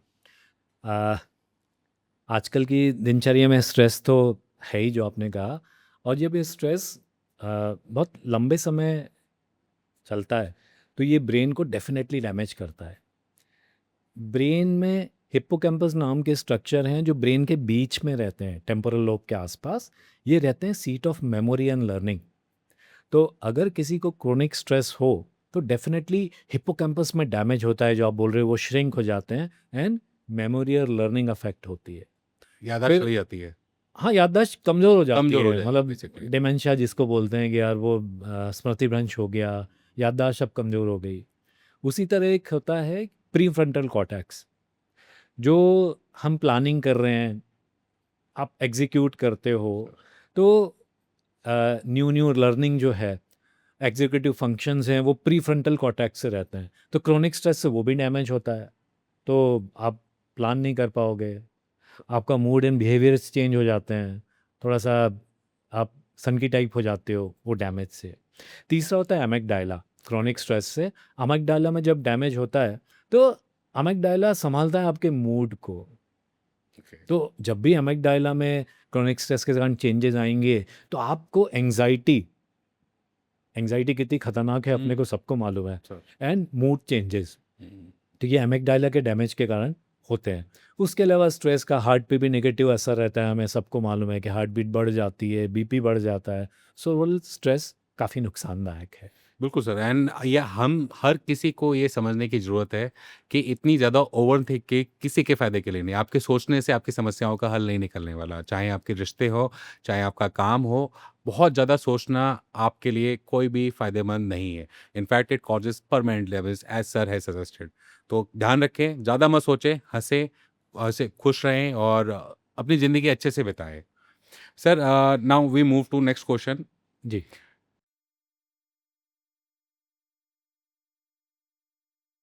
WHO estimates that India contributes to 15% of the global mental health burden, sir. जी, करीबन पूरे अंदाज़। विश्व का 15% मेंटल हेल्थ से रिलेटेड जो डिसऑर्डर्स हैं hmm, that exist in India. जी, जबकि our government is spending around 1% of their complete budget in this mental health. Hmm, ठीक है। तो how should we start treating mental and neurological health as one integrated system, sir? कि ये जितनी भी conditions हैं, डिसऑर्डर्स हैं, इनको हम बिल्कुल। कौन से ऐसे इंटीग्रेटेड सिस्टम की तरह हम कैसे इसको स्टार्ट करें? And how would that changes the outcomes? जितने जी। भी अभी जो आउटकम अभी जो एट प्रेजेंट कंडीशन में आ रहा बिल्कुल। है, वो कैसे हम उसको और अच्छा बेहतर से बेहतर कर सकते हैं? बहुत ही इम्पोर्टेंट, बहुत ही अच्छा क्वेश्चन आज के सिनेरियो के लिए। मैं थोड़ा-सा बैकग्राउंड बताना चाहूँगा, जो टीनेज की एज रहती है, उसमें बहुत सारे फिज़िकल, इमोशनल चेंजेस आते हैं, रिलेशनशिप्स मेक एंड ब्रेक होती है and that's a very vulnerable phase. जब आपको डिप्रेशन आ सकता है, सुसाइडल टेंडेंसीज़ डेवलप हो सकती है। तो गवर्नमेंट को सबसे पहला काम तो यही करना चाहिए कि स्कूलों में जाके साइकोलॉजिकल काउंसलर्स रखें। या एक सेंट्रल उनको हेल्पलाइन बनानी चाहिए कि किसी को भी अगर कुछ बातें शेयर करनी है या किसी को कोई साइकोलॉजिकल इश्यूज हैं टीनेज में, स्कूल में कुछ बुलिंग हो रही है, सो वो कांटेक्ट करे। साथ ही साथ विदेशों में तो एंटी बुलिंग कमिटीज़ बनी हुई हैं, तो यू नो कि bullying is very detrimental. Sir, तो हम अमेरिका में जो देखते हैं कि शूटिंग्स हुई या स्कूल में जाके कोलोराडो जो मैसेकर हुआ था, फिटिसाइड्स होते हैं इतने सारे। वो यही देखा गया उन्होंने कि जो वो शूटर्स थे, उनको एक्चुअली स्कूल में बुली किया था। जब वो बुली करते हैं तो आपके अंदर एक कुंठा आ जाती है कि यार मैं तो बड़ा हूँगा, इनको बताता हूँ मैं। तो वो उसी स्कूल में जाके फिर उन्होंने अपने सब सीनियर्स को मारा। वो जो 2 बच्चों ने, जिनका अपन केस देखते हैं कोलोराडो स्कूल में जो मैसेकर हुआ। तो गवर्नमेंट को बहुत एक्टिव होना पड़ेगा, काउंसलर्स रखने पड़ेंगे, एंटी बुलिंग कल्चर डेवलप करना पड़ेगा। फिर डब्ल्यूएचओ ने एक थीम दिया था, टू टॉक। आप सोचिए कि मेरे को अगर कोई मन में बात दबी हुई है और मैं अपने पेरेंट्स से, अपने पार्टनर से, अपने टीचर से, अपने वर्किंग कलीग से शेयर नहीं कर पाऊँ, तो अंदर ही अंदर प्रेशर कुकर जैसा वो मानसिक स्ट्रेस बढ़ते जाता है। बिल्कुल। सो कभी भी ऐसा मानसिक स्ट्रेस हुए तो we should talk to our colleagues, we should talk to our parents, we should talk to our teachers. फिर आपने जो इंटीग्रेशन की बात की, तो वही है कि एआई की हेल्प लेके कहीं सुदूर प्रांत में कोई टीनेज या कोई व्यक्ति बैठा है, तो न्यूरोलॉजी साइकोलॉजी की एक टीम बना के हम उनसे क्वेश्चंस करें, उनसे बात करें। काउंसलर्स का बहुत अच्छा रोल है आजकल। आपको मालूम होगा कि आजकल टीनेज में एक बड़ा फैशन ट्रेंड हो गया, we go for therapy and they are not ashamed of that. आजकल की टीनेज बिल्कुल थेरापी जाने में डरती नहीं। वो ये नहीं सोचते कि हम पागल हैं, हम जा रहे हैं। वो कॉन्फिडेंटली बोलते हैं कि sir we want a session, we want a therapy session. So counsellors रखें तो मेरे ख्याल से गवर्नमेंट काफ़ी हद तक साइकोलॉजिकल ट्रॉमा या साइकोलॉजिकल इश्यूज हेल्प करने में अपनी मदद कर सकती है। बिल्कुल sir. And all these your thoughts, they have clarified very all deep engraved these myths and misinformation present in the society, sir. Now we talk about the future of neuroscience, sir. जी,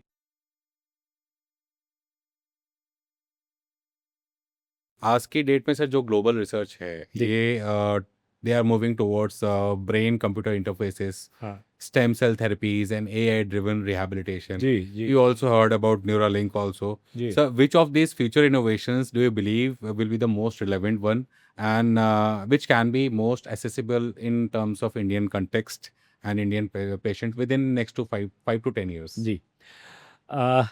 जो हम अपने सामने देख पाएँगे जो बिल्कुल। Innovations. AI robotics से physiotherapy तो चालू हो ही गया है ना? आपने कंप्यूटर में फीड किया कि ये पेशेंट को हाथ में लकवा है कि पाँव में लकवा है, ठीक? कंप्यूटर में मैंने बताया कि एआई क्या होता है कि उसके पास एल्गोरिदम्स हैं, वो लाखों पेशेंट्स का डाटा उसके पास है कि अगर उसको हाथ की कमज़ोरी है, पाँव की कमज़ोरी है, तो किस तरह की फिजियोथेरापी, कितने सेशंस लेना, कब तक ये सेशंस चलेंगे, तो व्यावहारिकता में आ ही गया है। बात कंप्यूटर ब्रेन इंटरफेस की है, उसमें अभी इनिशियल स्टेजेस में है। इसका मतलब ये होता है कि आपने मन में जो सोचा और हो गया, तो अभी वो माइंड रीडिंग वाली बात, उसको आने में समय है। रही बात स्टेम सेल थेरापी की, स्टेम सेल थेरापी कुछ एक बीमारियां हैं, जैसे ब्लड कैंसर हो गया, उसमें आपने बोन मैरो ट्रांसप्लांट कर दिया, तो वो काफ़ी इफ़ेक्टिव है। ब्रेन में पार्किंसन डिजीज़ में या स्पाइनल कॉर्ड इंजरी में कई ब्रेन स्टेम थेरापीज़ की चर्चा हुई, पर ब्रेन में बड़ा जटिल देखा गया कि जब ब्रेन में स्टेम सेल्स डाले गए तो ब्रेन ट्यूमर्स डेवलप हो गए, वहाँ इन्फेक्शंस हो गए, लोगों को फिट्स आ गए। अब आपने खुद ही बोला कि ब्रेन एक नेटवर्क है, तो नेटवर्क का ये मतलब नहीं होता कि कुछ एक सेल्स का गुच्छा है। ब्रेन में सेल्स भी हैं, उनके कनेक्शंस भी हैं। तो सिर्फ एक न्यूरॉन्स। स्टेम सेल डालने से, न्यूरॉन्स डालने से वो कनेक्शंस तो डेवलप नहीं होंगे। तो हुँ। ब्रेन में थोड़ा-सा ट्रिकी है, क्योंकि ब्रेन में वो कनेक्शंस प्रॉपर डेवलप नहीं हो पाते। स्पाइनल कॉर्ड में कुछ एक केसेज़ में ज़रूर उनको सफलता मिली है। स्ट्रोक में भी वो लोग अभी ट्राई कर रहे हैं। तो अभी तो मैं बोलूँगा कि स्टेम सेल थेरेपी न्यूरोलॉजी के केस में बहुत अर्ली फेज़ में है। हाँ, फिज़ियोथेरेपी में इसका रोल है और वो चालू हो गया है। ब्रेन कंप्यूटर इंटरफेस मैंने आपको बता दिया, काफ़ी इंटरेस्टिंग कंसेप्ट है, नहीं? और हम अमेरिका वगैरह में सुनते हैं कि वहाँ कुछ पेशेंट्स में चालू हो भी गया है कि उन्होंने कुछ सोचा और अपने सोच से उन्होंने चीज़ें चला दी, कीपैड जला दिए। स्टीफन हॉकिंग्स की बात करो तो स्टीफन हॉकिंग्स बोल नहीं पाते थे, पर उनके जो वोकल कॉर्ड के वाइब्रेशंस हैं, एआई से एक वॉइस सिंथेसाइज़र था, तो वो उनके वोकल कॉर्ड की वाइब्रेशन से उनकी आवाज़ बना देता था। तो and that's a very expensive technology. तो आ तो रही है, हुँ। और इंडिया में अभी आने में टाइम भी लगेगा and it's very expensive. But I believe sir कि जो करंट टेक्नोलॉजीज़ हैं हाँ, अभी ना, उससे भी we are at a good level as compared to other developing countries. What's your view sir in this? Are we? India में research and development में हम बहुत पीछे हैं। आपने मुझे बेबाक बात करने के लिए कहा है, तो मैं बिल्कुल सर, बोल दूँ। वी एवरीवन वांट्स सर, जो भी एवरीवन वांट्स दैट। सर। हाँ, हमारा मिडिल क्लास ज़रूर अब समृद्ध हो रहा है, हमारे पास पैसा आ रहा है। तो हम कर क्या रहे हैं, हम टेक्नोलॉजी बाहर से खरीदते हैं। सॉरी टू से, हमारे यहाँ भी उतना डेवलपमेंट नहीं है। तो बड़ी-बड़ी कंपनीज़ हैं, सरकार है, इनको आपस में बैठना चाहिए। सिर्फ न्यूरोलॉजी में ही नहीं, जितनी भी दूसरी-दूसरी विधाएँ हैं, हार्ट हो गया, डेंटल ट्रीटमेंट हो गया, आई ट्रीटमेंट हो गया, इसमें रिसर्च करना चाहिए। जैसे आपने सुना होगा आईआईएससी बेंगलोर, सर। इसमें अपने इंडिया के सबसे बेस्ट ब्रेन्स जाते हैं, वहाँ एडमिशन ही इम्पॉसिबल है। हुँ। तो वो लोग कुछ इस लेवल पे काम करते हैं, जो ब्रेन के पाथवेज हैं या ब्रेन और आँखों के कनेक्शन के पाथवेज हैं, वो इस तरह से काम कर रहे हैं। पर फिर मैं कह रहा हूँ, आई एम सॉरी टू से, वो ज़्यादातर जो साइंटिस्ट हैं, वो निकल के फिर नासा चले जाते हैं, या अमेरिका की बड़ी-बड़ी brain medical drain. Device brain drain अभी भी हो रहा है। हुँ। तो वो थोड़ा sort set states of affair है, सॉरी स्टेट ऑफ अफेयर्स है। तो एटलीस्ट गवर्नमेंट जब इतना अरबों रुपया खर्च कर रही है, इतने बड़े-बड़े इंस्टीट्यूट्स बना रही है, आप जाके देखिए। हम तो बस सुना ही है कि वहाँ एडमिशन ही इम्पॉसिबल है, तो आप सोचो सर। कितना बेस्ट इंस्टीट्यूट बनाया होगा, पर उसके बाद क्या? सिर्फ इंस्टीट्यूट बनाना ही ठीक नहीं है, you have to inculcate research and R&D पे खर्च करना पड़ेगा। Yes sir. आपने खुद बोला मेंटल हेल्थ पे 1% खर्च होता है। अपनी कंपनियां, जो बड़ी बड़ी कंपनीज है, गवर्नमेंट है, R&D पे बहुत कम खर्च कर रही है। सर। तो रिसर्च पे तो हम बहुत पीछे हैं, इसमें कोई डाउट नहीं है। हम बड़ी बड़ी कार्स की बात करते हैं, हम कार्स लाके यहाँ सिर्फ असेंबल कर रहे हैं, हमारे पास टेक्नोलॉजीज नहीं है। मेडिकल में भी हम, मैं न्यूरोलॉजिस्ट हूँ, 3 टेस्ला MRI आ गया, अब 12 टेस्ला की बात करते हैं, वो हमारे यहाँ कहाँ बन रहा है? हम सिर्फ बाहर से खरीदते हैं। तो R&D में तो अभी बहुत स्कोप है इंडिया में, बिल्कुल एंड सर, होप सो बिल्कुल। कि ये गवर्नमेंट या आने वाली जो भी गवर्नमेंट्स है, वो इसमें काम करे। बिल्कुल सर, एकदम आपने सही बात कही। और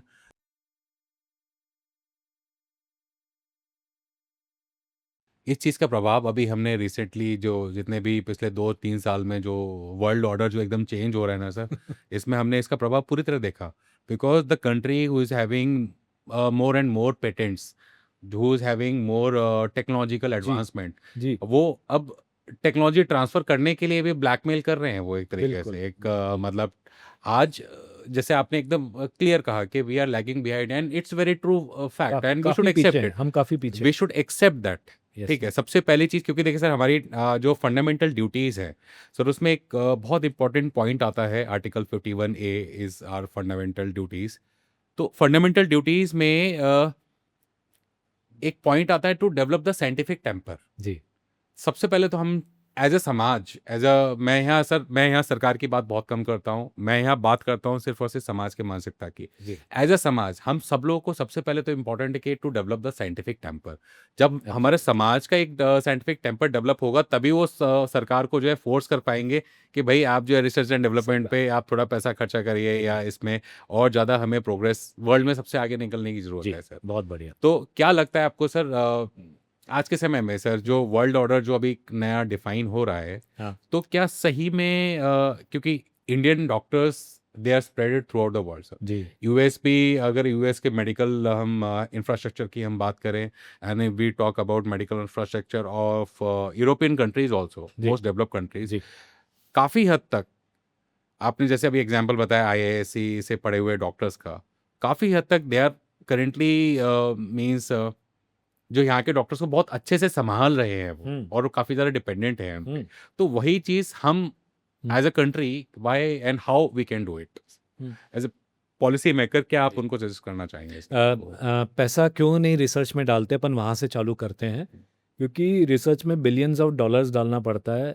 research is actually waste of money, क्योंकि वहाँ कई चीज़ों में आउटपुट नहीं आता। सर, कोई भी गवर्नमेंट, कोई भी कंपनी रिसर्च तब करेगी अगर वो रिसर्च ब्रेक थ्रू रिसर्च साबित हुआ, या उन्होंने बहुत ही अच्छी रिसर्च की, तब उस पे कोई इंस्ट्रूमेंट बनेगा, कोई पेटेंट बनेगा, और तब जाके वो रॉयल्टी मिलती है और पैसा कमाते हैं। अपनी गवर्नमेंट को वो थिंकिंग डेवलप करना पड़ेगी कि जितना हम R&D में पैसा डालेंगे, वो शुरू में लगेगा कि इट्स ए डेड, हमने पैसा डेड एंड में डाल दिया।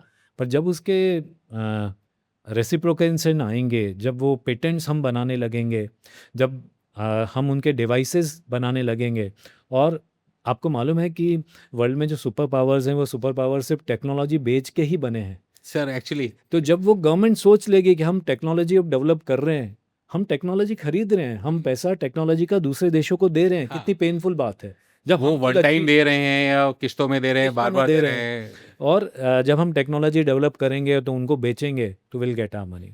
एक एक बात और इंटरेस्टिंग बात करना चाहूँगा, just give me 2 please sir, minutes. Please all yours sir. मैं मैं अभी किताब पढ़ रहा हूँ डीप वर्क करके, उसमें यही बताया उन्होंने कि जब पुराने ज़माने में लैपटॉप्स और मोबाइल्स नहीं थे, तो आदमी का ध्यान भटकता नहीं था। जब वो कोई रिसर्च करता था तो घंटों वो एक ही काम में, एक ही टॉपिक पे बैठ जाता था, और घंटों बैठने के बाद एक स्टेट ऑफ फ्लो आ जाती थी। स्टेट ऑफ फ्लो मतलब आप अब वो चीज़ें, वो कंसेप्ट जल्दी समझते थे। आपके रिसर्च एंड डेवलपमेंट में आप जल्दी से नई-नई चीज़ें, नए-नए फ़ॉर्मूलेज़ इजाद करते थे।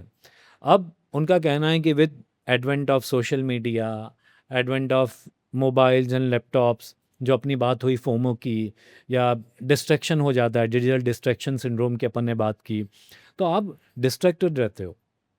तो रिसर्च एंड डेवलपमेंट के लिए बहुत ज़रूरी है कि मोबाइल बंद होना चाहिए, आपका लैपटॉप्स बंद होना चाहिए। घरों में हम ऐसा बताएं कि बेटा जब खाना खाने बैठे हैं, मोबाइल टीवी कुछ भी नहीं चलेगा। बेडरूम्स निषेध होना चाहिए, कोई भी तरह के टीवी से, कोई भी तरह के लैपटॉप से, कोई भी तरह के मोबाइल से। हम आपस में कन्वर्सेशंस बढ़ाएं, फैमिली में, अपने कलीग्स के बीच में। तो जब कलीग्स टू कलीग इंटरेक्शन बढ़ेगा, नए नए आइडियाज़ का आदान प्रदान होगा, ऑनलाइन की जगह ऑफलाइन मिलेंगे, तो ही रिसर्च एंड डेवलपमेंट होती है। तो ये डीप वर्क के मैंने एकदम जिस्ट में आपको बेसिक कंसेप्ट्स बताया कि स्टेट ऑफ फ्लो क्या होता है, डीप वर्क क्या होता है, उसको क्यों प्रमोट करना चाहिए। आज कोई साइंटिस्ट बहुत अच्छा कर रहा है तो गवर्नमेंट को वो समझना चाहिए कि ये इस फील्ड में अच्छा कर रहा है, उसको अच्छी सैलरी दें, कि उसको सोचने का मौका ही नहीं मिले पैसे का, उसके मेन बच्चे तो को सर ये उसके कॉस्ट बच्चों के वाली मेन एजुकेशन बात आ फ्री जाती कर दें, उसका घर फ्री कर दें, आदमी बाहर क्यों जाता है? है। यहाँ जो सैलरी मिल से 10 गुना बाहर वाला दे रहा है, बाहर जा सैलरी ज़्यादा दे के भी वो बच्चों के एजुकेशन फ्री कर रहा है, उसको मालूम है कि क्या चीज़ वो इंडिया से लाए हैं, राइट? और रिटायरमेंट, पोस्ट रिटायरमेंट उनको बेनिफिट्स बहुत अच्छे हैं। तो गवर्नमेंट इतना सा सोच ले, जो कि बहुत बड़ा खर्चा नहीं है। आप इतना अरबों खरबों रुपया मिलिट्री में खर्च कर रहे हो, इंडिया का 40% जो बजट है वो मिलिट्री में खर्च हो रहा है। मैं बोल रहा हूँ उसमें तो थोड़ा सा भी कम करके 5% भी R&D में डाल दें तो इंडिया को सुपर पावर बनने से कोई नहीं रोक सकता। बिल्कुल सर, मेरा भी यही मानना है कि दिस टेक्नोलॉजिकल एडवांसमेंट, एब्सोल्युटली, ठीक है, यही डिफाइन करेगा कि who will rule the world and absolutely complete जो ग्लोबल ऑर्डर है वो जी। कैसे कहाँ पे आके टिकेगा। तो data is the new gold. Yes, absolutely, क्या बात डेटा बोली इज द आपने। New gold and it's a new currency. New currency, new data is the currency new currency, absolutely. Sir, बिल्कुल।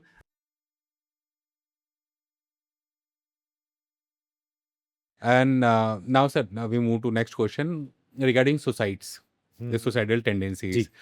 Uh, I have like spent some of the good time in anti-Naxalite belt, sir, during my tenure, अच्छा। around 5 years, and 1.5 year, one year around something in J&K. And I have spent some. I did my job and posting in other districts and then other parts of the country also. In my profession, in forces, I talk about all kinds of forces. जी ठीक है, जी there's an enormous pressure on जवान, जो lower level का, जो बिल्कुल। सबसे last जो कड़ी है हमारी, जी। जवान पे आके टिकती है, सिपाही, हवलदार और जो ORs होते हैं, अदर रैंक्स बोलते हैं उनको। इनमें से फोर्स की अगर हम बात करें या फिर हम किसी भी डिपार्टमेंट की बात करें, चाहे हम बैंकिंग सिस्टम की हम बात करते हैं या फिर हम एजुकेशन सिस्टम की बात करते हैं, सुसाइड्स पहले की अपेक्षा में आजकल बहुत ज़्यादा होने लगे हैं सर। एंड इसका एक काफ़ी बड़ा रीज़न ये भी है कि डिस्ट्रैक्शंस बहुत सारे हो गए हैं और मोबाइल और एडवेंट ऑफ टेक्नोलॉजी भी हो गई है। तो मेरा सवाल सर बहुत सीधा है कि जी। एज अ जो पॉलिसी मेकर, जो ऑफिसर होता है, जैसे मान लीजिए एक पर्टिकुलर डिपार्टमेंट का जो हेड है या कोई एक यूनिट का हेड है, उसके यहाँ पर अगर कोई सुसाइड होता है, ठीक है, तो जो एक डिमोटिवेशन और जो पैनिक क्रिएट होता है, जिसकी चर्चा लोग करने से डरते भी हैं, उसका स्टाफ। जी। तो as a head, what practical steps they should take on the first instance, जब उनके डिपार्टमेंट में, उनके ऑफिस में या उनके सराउंडिंग में अगर कोई सुसाइड होता है, तो it's a what's a clear message to them? बहुत ही अच्छा super duper question. Thank you it it's a very sad set of affairs. कोई भी सुसाइड होता है सर। तो वो आदमी तो जाता ही है, उसकी फैमिली भी उसके साथ डिस्टर्ब होती है, ऑफिसर्स डिस्टर्ब होते हैं। तो सबसे पहली बात तो ये है कि mental health is a real important issue now A days. कोई डिप्रेशन में है तो उसकी हंसी नहीं उड़ाई जाए, ऐसा माहौल बनाना पड़ेगा आपको डिपार्टमेंट में। आपको जैसे मैंने बात किया कि ऑफिस में भी आजकल काउंसलर्स रखने लगे हैं वो, सर। और बिल्कुल शर्म नहीं करनी चाहिए। मुझे अगर कोई फैमिली की भी प्रॉब्लम है, रिलेशनशिप्स की भी प्रॉब्लम है, मेरे बॉस से ही कोई प्रॉब्लम है, बॉस से प्रॉब्लम होना कोई पर्सनल प्रॉब्लम नहीं रहती। तो मेरे को जाके इतना हुक होना चाहिए कोई कंपनी में कि मैं वो काउंसलर से बात कर लूँ।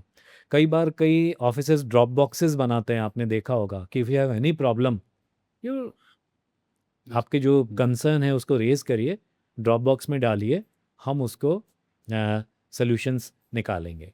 फिर एक ओपन माहौल रहना चाहिए, हियरार्की नहीं होना चाहिए। मैं इतनी बुक्स पढ़ता हूँ, एक आइडियल मैनेजमेंट वही होता है कि जो टॉप का बॉस है और चाय सर्व करने वाला भी है, उसमें कोई गैप नहीं रहे, उसको बड़ा वो रिस्पेक्ट से बात करे। तो हियरार्की ख़त्म करना चाहिए। वन टू वन कम्युनिकेशन या ग्रुप कम्युनिकेशंस का जो एक कल्चर है वो डेवलप करना चाहिए।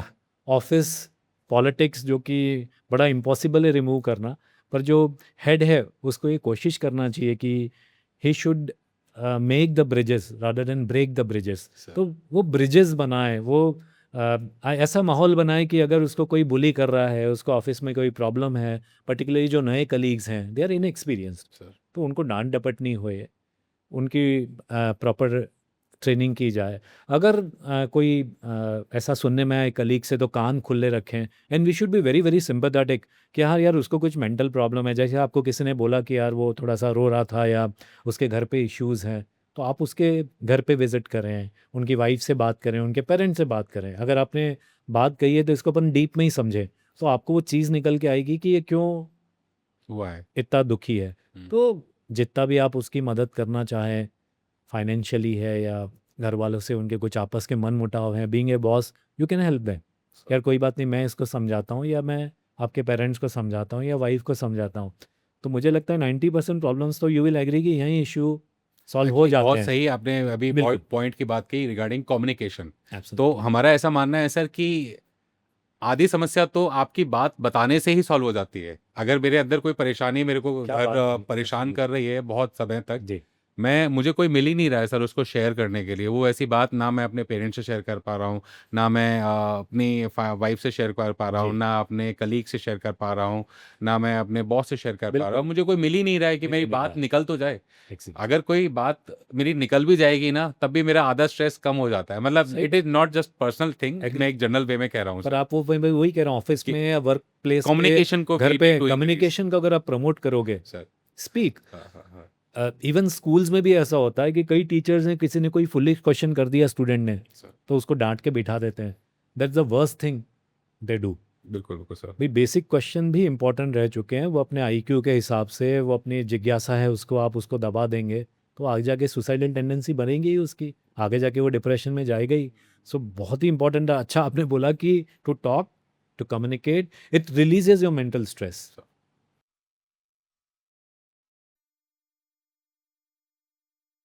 And in fact there are some studies sir, during this research हम लोग को थोड़ा बहुत पता चला है इसके बारे में कि इंडिया में आप सब ताजुब रहेंगे सर, इंडिया में अराउंड 80% ऑफ द एम्प्लॉयज़, ठीक है, जो किसी भी ऑफिस में होते हैं, उनका ऐसा मानना होता है कि they are underpaid and they are not at the right place जो उनकी काबिलियत के हिसाब से उनको होना चाहिए।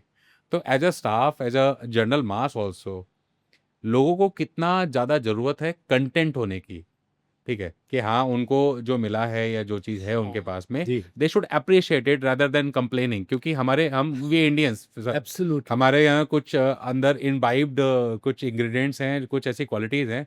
इनमें एक क्वालिटी है कंप्लेनिंग नेचर, क्राई बेबी या। ठीक है, क्राई बेबी, जी, ठीक है, कि हाँ एक वो विक्टिम कार्ड हम लोग सही कई बात, बार सही खेलते बात, हैं। सही बात। तो मेंटली ये सब क्या प्रैक्टिकल स्टेप्स हम ऐसा लें कि हम मेंटली अपने आप को थोड़ा सा मजबूत बना मैं सकें? फिर इसको समझाता हूँ शॉर्ट में।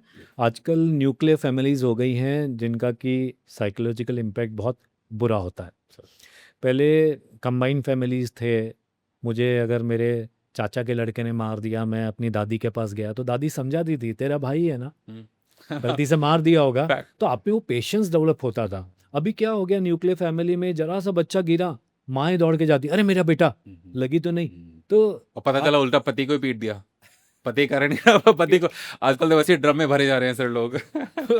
एब्सोल्युटली। तो वो गिर गया, उसको एकदम गोदी में उठा लेंगे, पुचकारेंगे, दर्द सहने की क्षमता नहीं है। Second, instant gratification. मेरे को केक खाना है, मम्मी नहीं दिला रही है, मोबाइल निकाला, स्विगी जोमेटो उसने वो किया, एंड आपके घर पे पिज़्ज़ा आ गया, बर्गर आ गया, केक्स आ गए, जूसेस आ गए, जो भी आजकल की जनरेशन चाहती है, नए कपड़े चाहे वो आ गए। तो उनको लगता है लाइफ बहुत ईजी है। मैं आपको बैकग्राउंड बना के ही बता। नहीं नहीं सर, सच्चाई बट है। ऐसे बच्चे जब रियल लाइफ फेस करते हैं, जैसे आपने ऑफिस की बात की, to get a raise is a very very hard job. आज कंपनीज के भी अपने खर्चे बने हुए हैं, उनको भी टैक्स अदा करना है, बिजली पानी देना है। जो आप अकेले स्टाफ नहीं है आपकी, अगर वो सैलरी बढ़ाते हैं तो उनको दूसरी की भी सैलरीज बढ़ानी है। तो यू शुड अंडरस्टैंड दैट। तो आप अपना डीप वर्क बढ़ाएं, आप ब्रेक थ्रू रिसर्च करें, आप अपने बॉस के नज़रों में अपने लिए इज्जत बनाएं कि हाँ ये बंदा, यार मैं 6 बजे निकल गया पर ये 8 बजे तक काम कर रहा था। बॉस भी बेवकूफ़ नहीं है। तो खर्चे लिमिट करें, इंस्टेंट ग्रेटिफिकेशन में नहीं जाएं। जब आप अपने खर्चे लिमिट करेंगे तो आपको जितना सैलरी है उसमें आपका काम हो जाएगा। चलेगा। सो बहुत ये सब सोचने की और ये क्यों हो रहा है समझने की ज़रूरत है। बिल्कुल, बिल्कुल सही की। जी। एंड लिटरली मैं अपने ऑडियंस से भी यही कहना चाहूँगा, don't become a cry baby and ये कंप्लेनिंग नेचर को हमें बहुत पीछे छोड़ देना चाहिए अगर हमें अपनी लाइफ में ग्रो करना है। And please, please start this positive communication, start this any communication. आपको मन में जो भी बात आ रही है, आप किसी न किसी से ज़रूर शेयर करें, नहीं तो ये जो बातें हैं, ये आपके मन में घर करते-करते जैसा कि हमने सर से जाना है कि it creates a permanent damage to your brain. तो don't take chronic stress into your life, life is very certain and very short. Sir, now this we comes to the end of this show. Now we have the last question.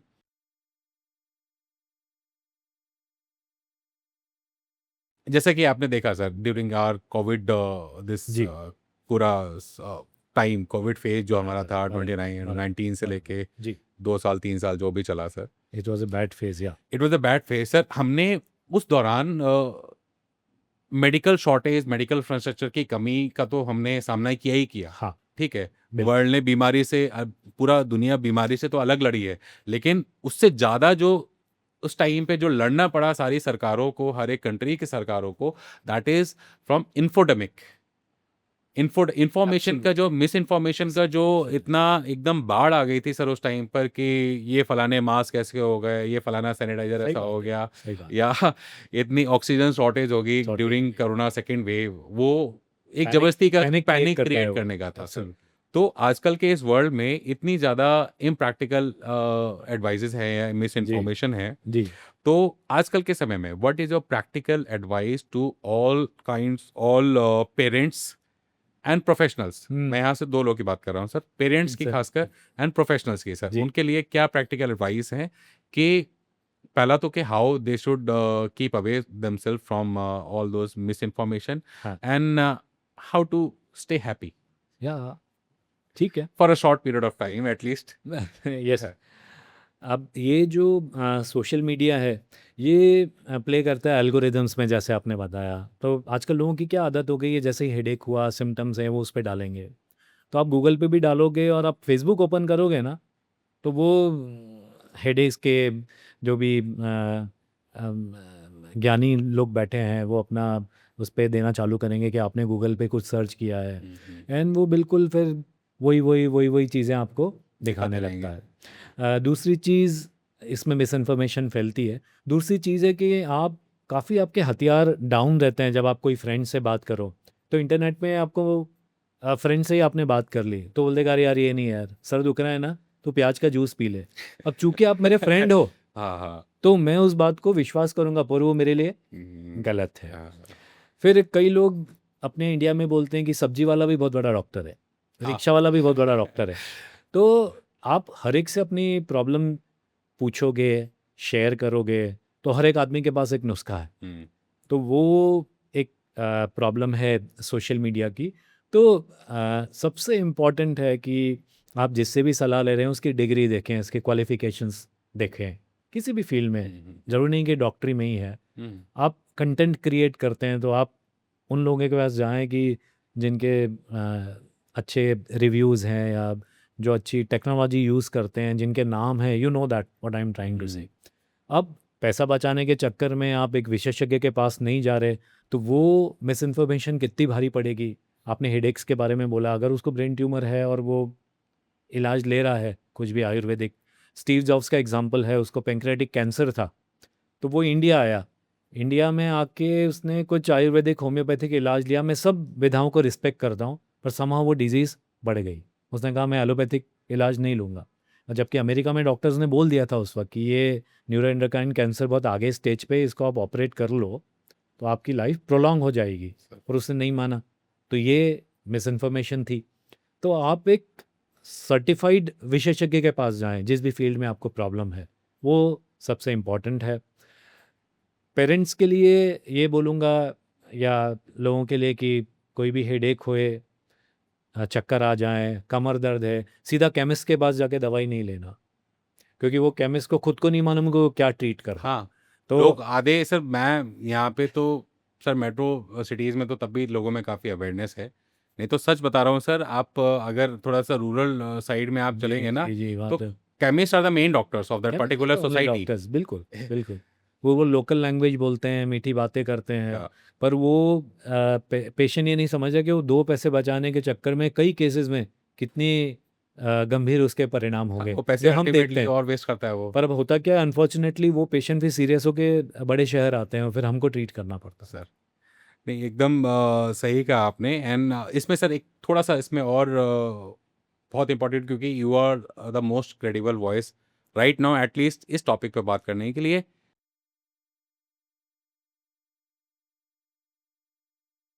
कि ये जो addiction है sir, ये scrolling वाला, हाँ, जो shorts reels reels का बिल्कुल, जो ये बिल्कुल। एडिक्शन है ना, कि जी, हम सुबह उठते ही जी। या कभी ब्रेन थोड़ा सा भी रिलैक्स हुआ तो वो कैसे उस जो एल्गोरिदम उन्होंने बना दी है, हाँ, जो डोपामाइन रिवॉर्ड साइकिल जैसा आपने समझाया, जी।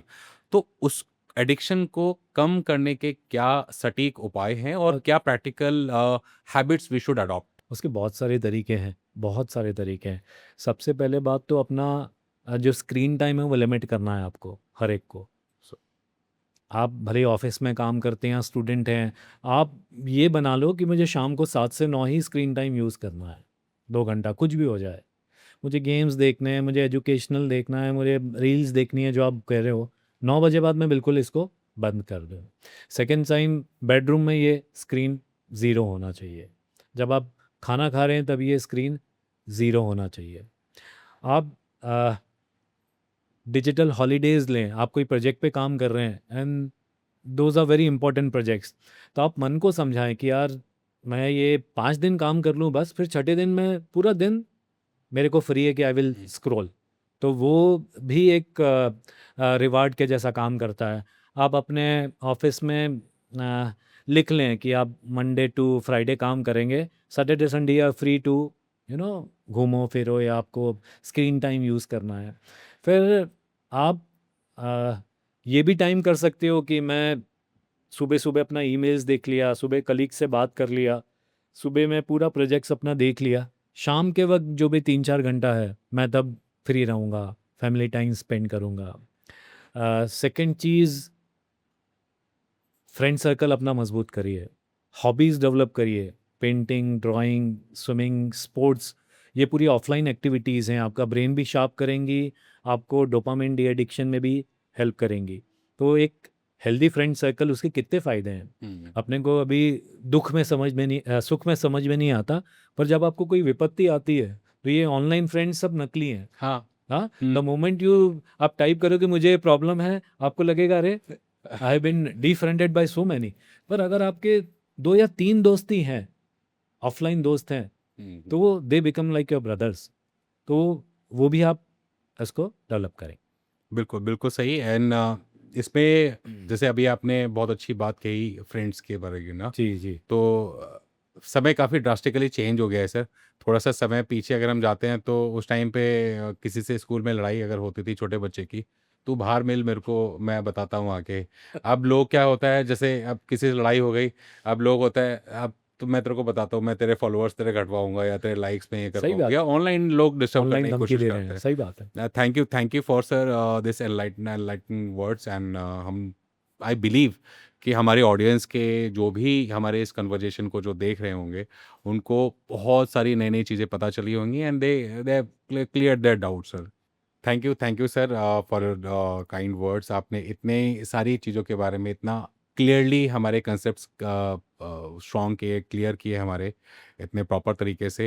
And I believe the work you are doing right now in the field of awareness and this hmm, public treatment और रिसर्च, जो भी आप थोड़ा बहुत भी अपने लेवल पे आप कंट्रीब्यूट कर रहे हैं, keep doing so. Thank you. हम लोग हमेशा से you are like inspiration to all of us and to many many many doctors throughout the nation. And we believe कि आज से कुछ समय के बाद हम जो हमने टॉपिक पे बात की है न्यूरोलॉजिकल एडवांसमेंट की, तो यस, हमारा देश इस न्यूरोलॉजिकल ट्रीटमेंट और रिसर्च में बहुत आगे और अग्रणी रहे। बिल्कुल। Thank you sir. Thank you very much. तो दोस्तों, आज के इस कन्वर्जेशन से एक बात बहुत अच्छे से क्लियर हो गई है कि हमारी हेल्थ इस बात पर डिपेंड नहीं करती कि मेडिकल साइंस में कितनी तरक्की हो रही है, जबकि वो पूरी तरह डिपेंड करेगी हम क्या चॉइसेस ले रहे हैं। हमारे पास सबसे बड़ा चैलेंज यही है, क्योंकि टेक्नोलॉजी को हम अवॉइड नहीं कर सकते। Technology and brain they are inseparably linked right now. और सबसे बड़ा चैलेंज ये है कि हम क्या हम ये जो मिस इन्फॉर्मेशन, मिथ्स है, इसको हम अपने अंदर आने दें, अपने ब्रेन में आने दें और इसको डिक्टेट करने दें हमारी लाइफ्स को? या फिर हम एक बेटर चॉइस लें, एक अवेयर, एक इन्फॉर्म्ड सिटीज़न बने और चीज़ों को उनकी तह तक जानें और समझें, उसके करेक्ट सोर्स को जानें और समझें। देयरफॉर अगर हम इग्नोरेंस का पाथ चूज़ करते हैं, तो हम जितने भी कन्फ्यूज़न है, ये स्ट्रेस जिसके बारे में हमने बात की और जो ये सफ़रिंग है, इसको प्रिवेंट नहीं कर पाएँगे हम।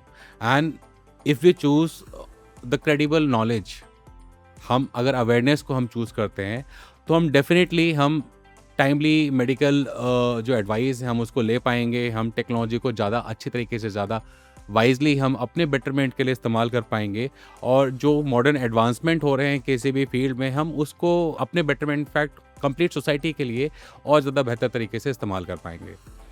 Therefore this is my last and very important request to all of you, that kindly protect your mind, respect the science and let technology be your ally, not an enemy, because ये आपके लिए बहुत ज़्यादा ज़रूरी चीज़ है आज के समय में।